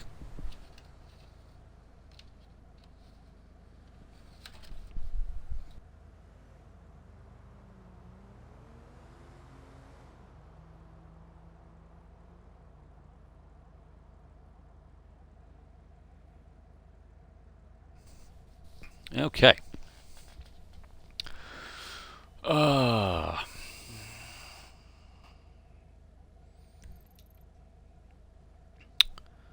guess we'll head down towards the airport to go to this garage. And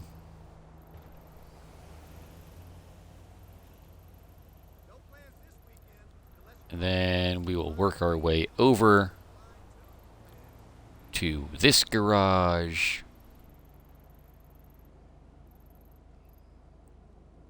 This safe house. Or no, we'll go garage, garage, garage. Okay.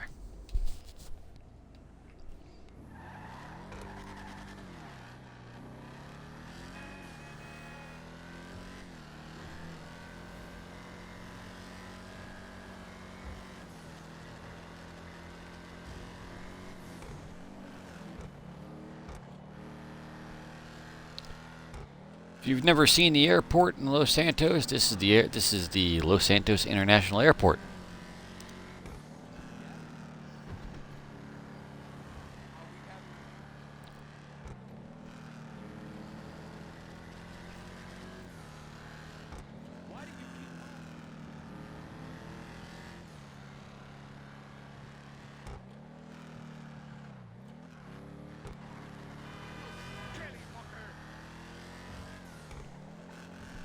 The fuck did he just call me?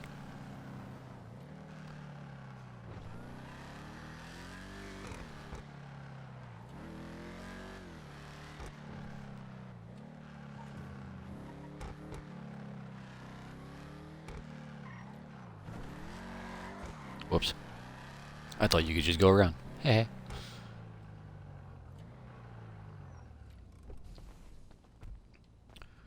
All right.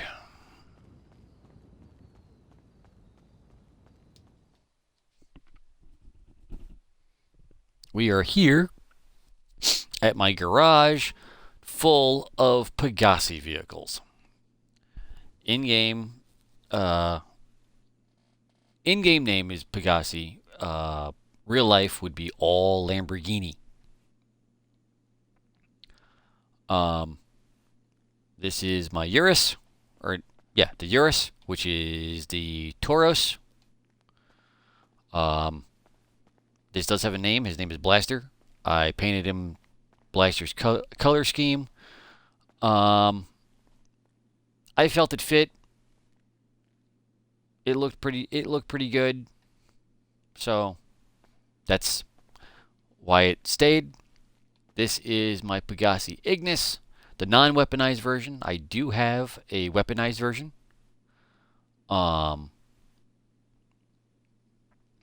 Which I believe is in my facility, which has been shown off a bunch of times in the Doomsday Heist. So we won't be going there. But this is my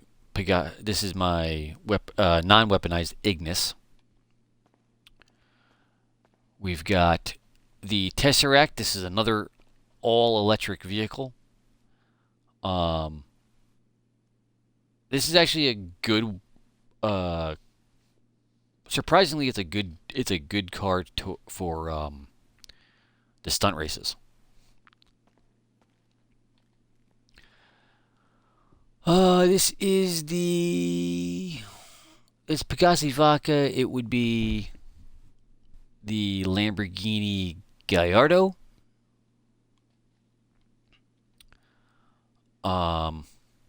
Which like early mid 2000s car. This is the C0RUPT3D, which I'm not entirely sure what this car would be equivalent to in real life Lamborghini wise, because admittedly I don't follow Lamborghini and all their designs. But chrome purple and I think it's carbon fiber or black. But yeah, I admittedly I wanted to create an eyesore and that's what I did. Not the purple. I'm just talking to chrome. Same thing with this. I did chrome and green, and that's chrome and purple. So this is the Infernus. So this is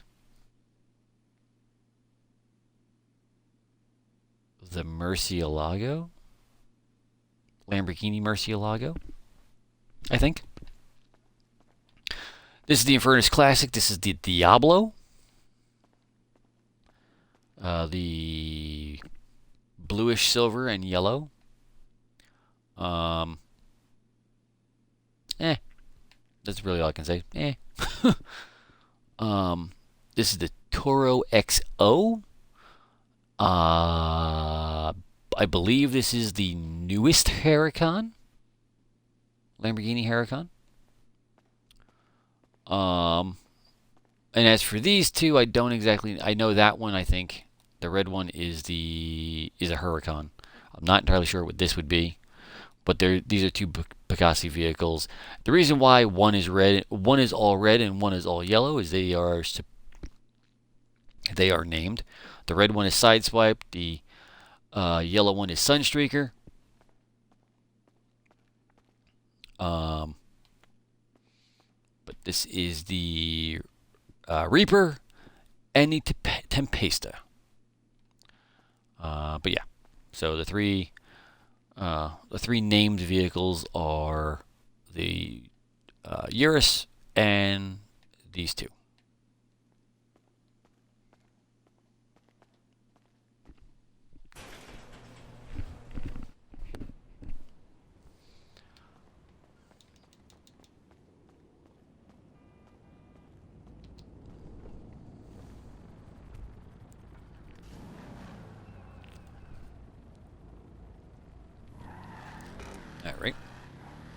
Moving on.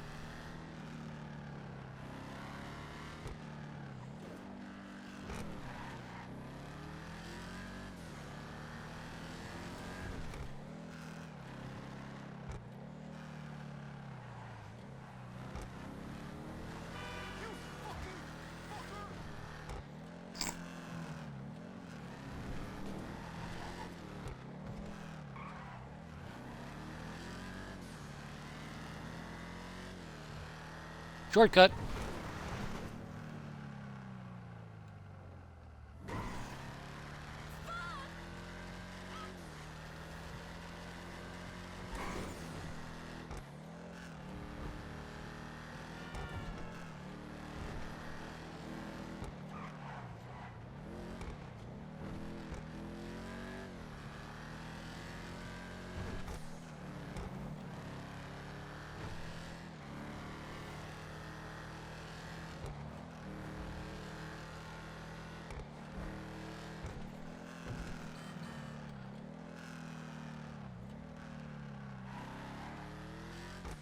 So this is one of my special cargo warehouses.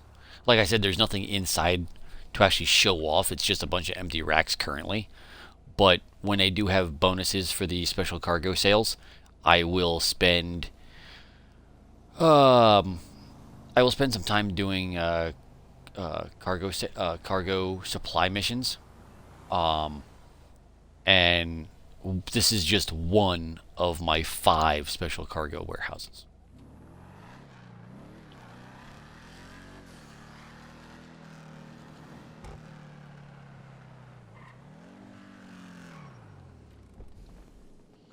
And this garage is where the majority of my modified or benefied lowriders are. So I've got the G-Body Monte Carlo, which is the Willard faction. I don't know why they named it a Willard. I guess it's supposed to be like a Buick. I don't know why they didn't just go with something around the same letter length as Buick, but I don't know. Here you have the Albany Buccaneer. That's actually not modified at all. We've got the Class A Sabre Turbo Custom, which is, it's got hydraulics, it's got the big motor, it's got the pinstriping, and everything else. Vappuccino, which I think this is supposed to be a Ford Galaxy.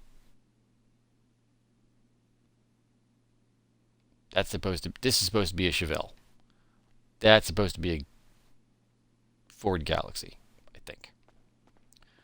This is a Lincoln? I think so, yeah, Lincoln. This one's not modified yet. This one is the Albany Primo Custom. This has been modified. Or, no. It's been modified slightly. Yeah, it's been modified slightly. I've got my pimped out minivan.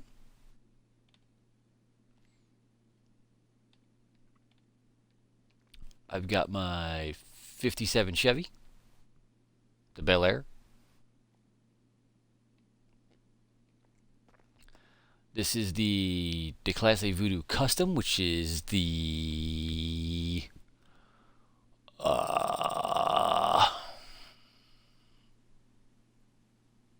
it's actually supposed to be, I think, a Cadillac. I'm not entirely sure. And then we've got the Class A Moonbeam, which is also completely modified out. And that's my conversion van that's all done up. Because why not? It was something to do. I think this shows that one person has too much money when they decide to put well, especially in this game, a couple $100,000 into taking a conversion van and turning it into a conversion van full of sound system and speakers, and also has hydraulics. Mind you, this is a video game, so in regards to, say, going,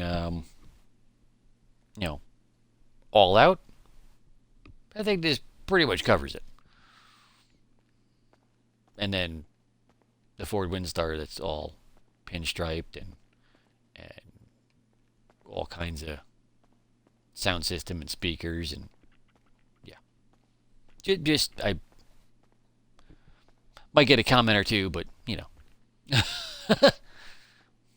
Actually, I really don't think this is going to get this video is going to get a lot of views, and if it does, I'll be utterly shocked. But if you enjoy the content, by all means, I thank you for watching.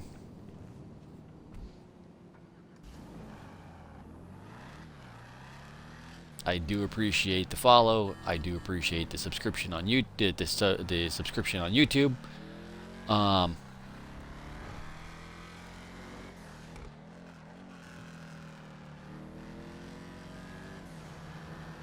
But yeah, I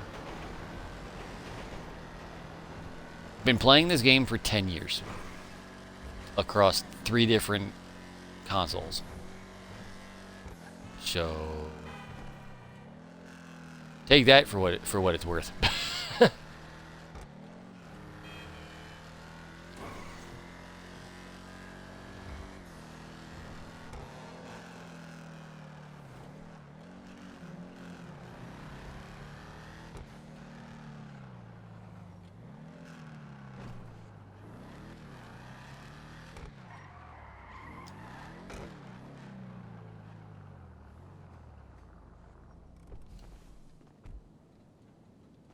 Alright. Now we're over here. This is my muscle car garage. This is all different muscle cars.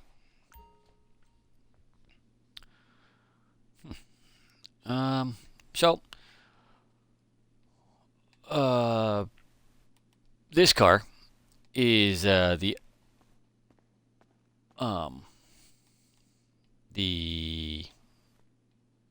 Impante Arbiter. This is actually supposed to be more of a Pontiac GTO-ish type car. It is a muscle car. It does have the HSW upgrade on it. This car, for it being a muscle car, it certainly acts like a muscle car. You try to take a turn with this car going at any form of speed other than slow, and it gets real ass happy. Real ass happy.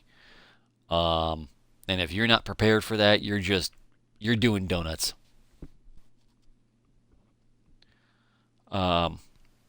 This one, the Future Shock Impaler, this actually does have the 50 cal machine guns.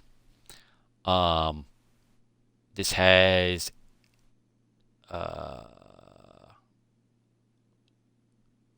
this one either has the jump or it's got the shunt equipped. This is another muscle car. It's, as you can see, it's all armor plated. And it is weaponized.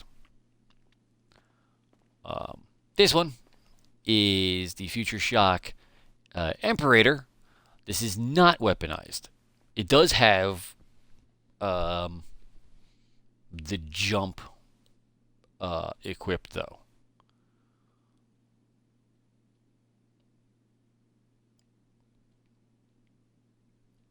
But then across from it is a newer Ruiner, the Impante Ruiner ZZ8, which is actually supposed to be more of either the Catfish body style Camaro or the the WS6 Trans Am or Firebird. The hood and nose of this vehicle does make it look more like the Firebird Trans Am. And then I have my plethora of Eleanor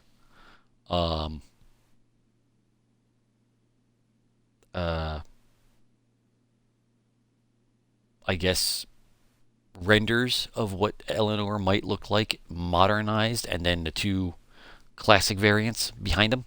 So this is the actual original Dominator. This Dominator was in the game. This Dominator was in the single player game. This was is an arena war vehicle, as you saw. This is one of the original, like, overall better muscle cars in the game when online first dropped. And then, of course, across from it, you have like a 2000s Mustang, which was before, or that was before, like the 2005, 2010 body kit or facelift. This is essentially the Mustang Cobra that I made up to be Eleanor, or a version of Eleanor. Rolled silver. I guess it's rolled silver with the racing stripes. Kept the more modern style wheels. Same thing with that. The more sporty like modern wheels. And then we've got the Vapid Dominator GTT, which is pretty much like, I guess, the Boss 302 Mustang, and then painted as the Eleanor paint scheme. This, however, is the Vapid Ellie, and this is as true to form of a version of Eleanor as you could possibly get for Grand Theft Auto. It is the Mustang Fastback. It has pretty much every feature that you would think Eleanor might have, from the bullet style mirrors to the well, it doesn't have the hood latches, but it does have the headlight setup, the little almost non-existent like spoiler here, but yeah. So then behind that we have the Beater Dukes over here with the flame job and the silver. It's supposed to be originally when you bought the vehicle, it was like you got it from a scrapyard. Like it was, hey, you want to if you want to pull the car, it'll be $50 type shit. And then you built it up from the ground up. So this has the big twin turbo on it. It's got the hood latches. It's got the flame job. It's got the I guess that's the Duke's what they call the Duke style wheels. And then across from that, you actually have the actual Impante Dukes, which is what it looks like. It's the Dodge Charger, the original Dodge Charger, the 1969, 1970 Dodge Charger. And this was my attempt at making Dominic Toretto's Charger from Fast and Furious. But yeah, so that one wasn't supposed to be a replica of anything, except it was just, oh, they made I didn't want it. I didn't want a rust bucket sitting in the garage, so I made it nice. So, and this has been my all muscle car garage.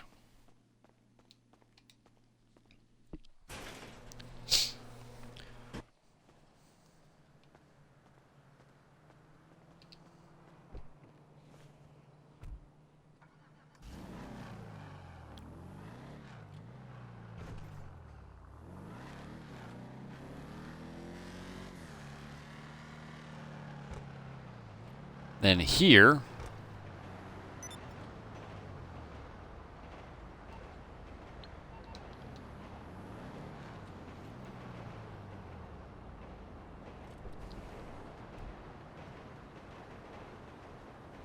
is my all supercar garage.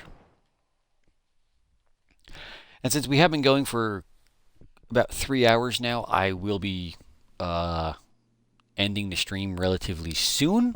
Won't be this second, but it will be relatively soon, only because of the fact that it's almost 1 o'clock in the morning. I'm tired, and I'm sure you're. It's late for whoever's watching it tonight. If you are watching it live, I do appreciate you stopping by. Anyway, I have the C0RUPT3D Nero Custom, which is a benefied vehicle. I know benefied is not really I mean, it could be a word. I'm not entirely sure. But Benny's Custom works, modified this C0RUPT3D Nero. And then behind me is the C0RUPT3D Thrax. Yeah, the Thrax, which was actually the very first car on the podium for the casino when the casino first opened to the public. Well, quote unquote public, where you could start like gambling, playing the slots, just doing all of that. And then next to it here is the Principe Devastate 8. This is an HSW vehicle. I don't understand why they had to make it faster than it already was, because it was fast to begin with. But yeah, they made it faster. I don't use it because I enjoy driving the other cars that I drive. But I will use this car in races if it's a supercar race, or if it's just a strictly HSW race that is rather long or what have you. Although to be fair, the race that I originally made is probably better suited for either my Camaro or another HSW car. Just saying. This is the Overflood Tyrant. I did modify it. I honestly don't remember where I got this. I'm not entirely sure if it was on sale or just what, but I have acquired it. I know I couldn't have just acquired it off the street, that's why. Over here is the Vapid FMJ, which is actually the representation of the Ford GT. This is a supercar.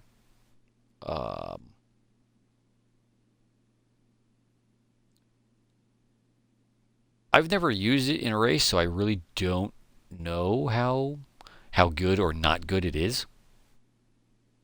I'll have to try. This is the Coil Cyclone 2. This is another HSW vehicle. I actually happen to like the prismatic secondary paint to like the black crew paint. It's a weird combination, but it works for this vehicle, especially for like the roof scoop, the sun strip, the wing, the side skirts, the front and rear bumper. I think, yeah, the diffuser is actually the secondary color. It works. I don't know why it works so well, but it works. I like it. This is the Lampadati Corsita. One of the newer vehicles, I think, from the... Not entirely sure if it's the Agency DLC or one of the summer DLCs. It's a recent vehicle, I know that. But it's a fun car to drive. I don't drive it often, but it is a fun little car to drive. And then I have two Progen vehicles here. One is a McLaren F1, which is the Progen GP1, and then the other is a Progen T20, which I forget which. Oh, this might be the 675? 625? One of them. But it is the it's a newer Progen vehicle, so I know it's a newer McLaren. But yeah.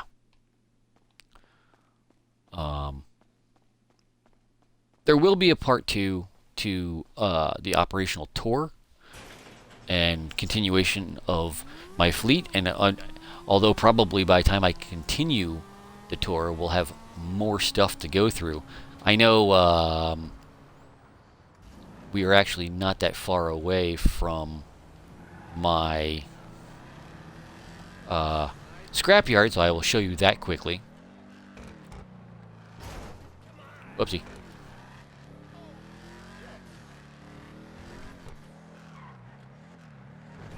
Since we're over here. Whoa. I'll show everybody a scrapyard in case you've not seen it in other vehicles and whatnot. But myself and my buddy Mike will be doing missions for my scrapyard in the coming weeks.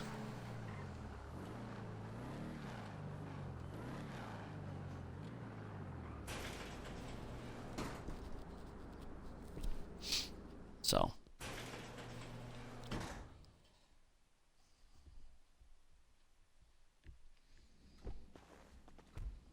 in fact, Everything good? yeah, that's Jamal. He will talk you through certain things.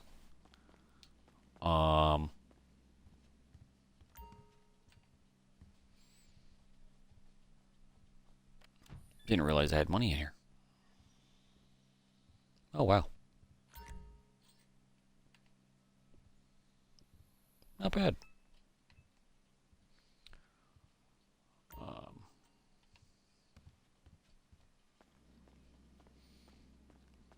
But yeah, we'll start the mission with this computer, and then everything gets tacked onto the wall, and then from there, you do a series of missions.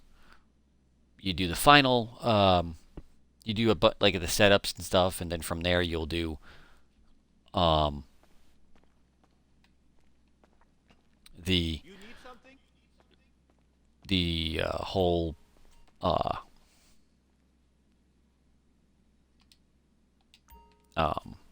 the actual like vehicle robbery, and then you have the What's up? option to scrap the car or send it off to who is supposed to be your business business partner, not this goober here in the jumpsuit, but his cousin.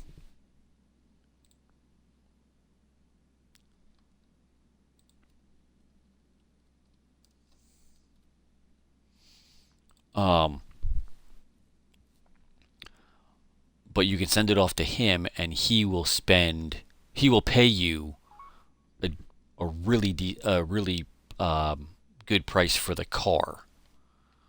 And then there's other repo work that you do with this tow truck.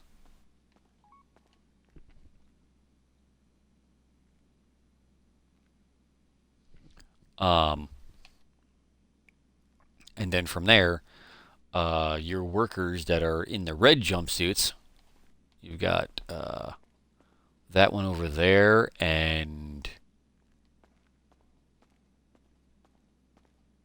What's good? one. See you on the flip side. Where the hell's the other guy?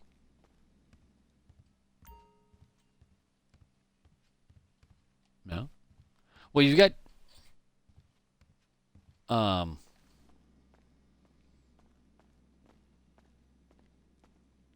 oh, he's over here hiding behind the tow truck. Alright. Yeah.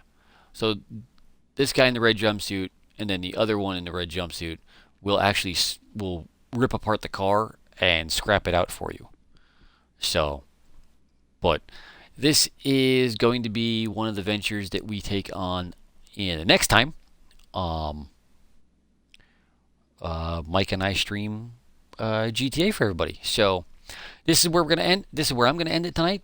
Thank you for joining me. This has been the tour of operations for Corrupted Inc. I am Corrupted 2108. I thank you for joining me. Y'all have a great night, and I'll catch you next time.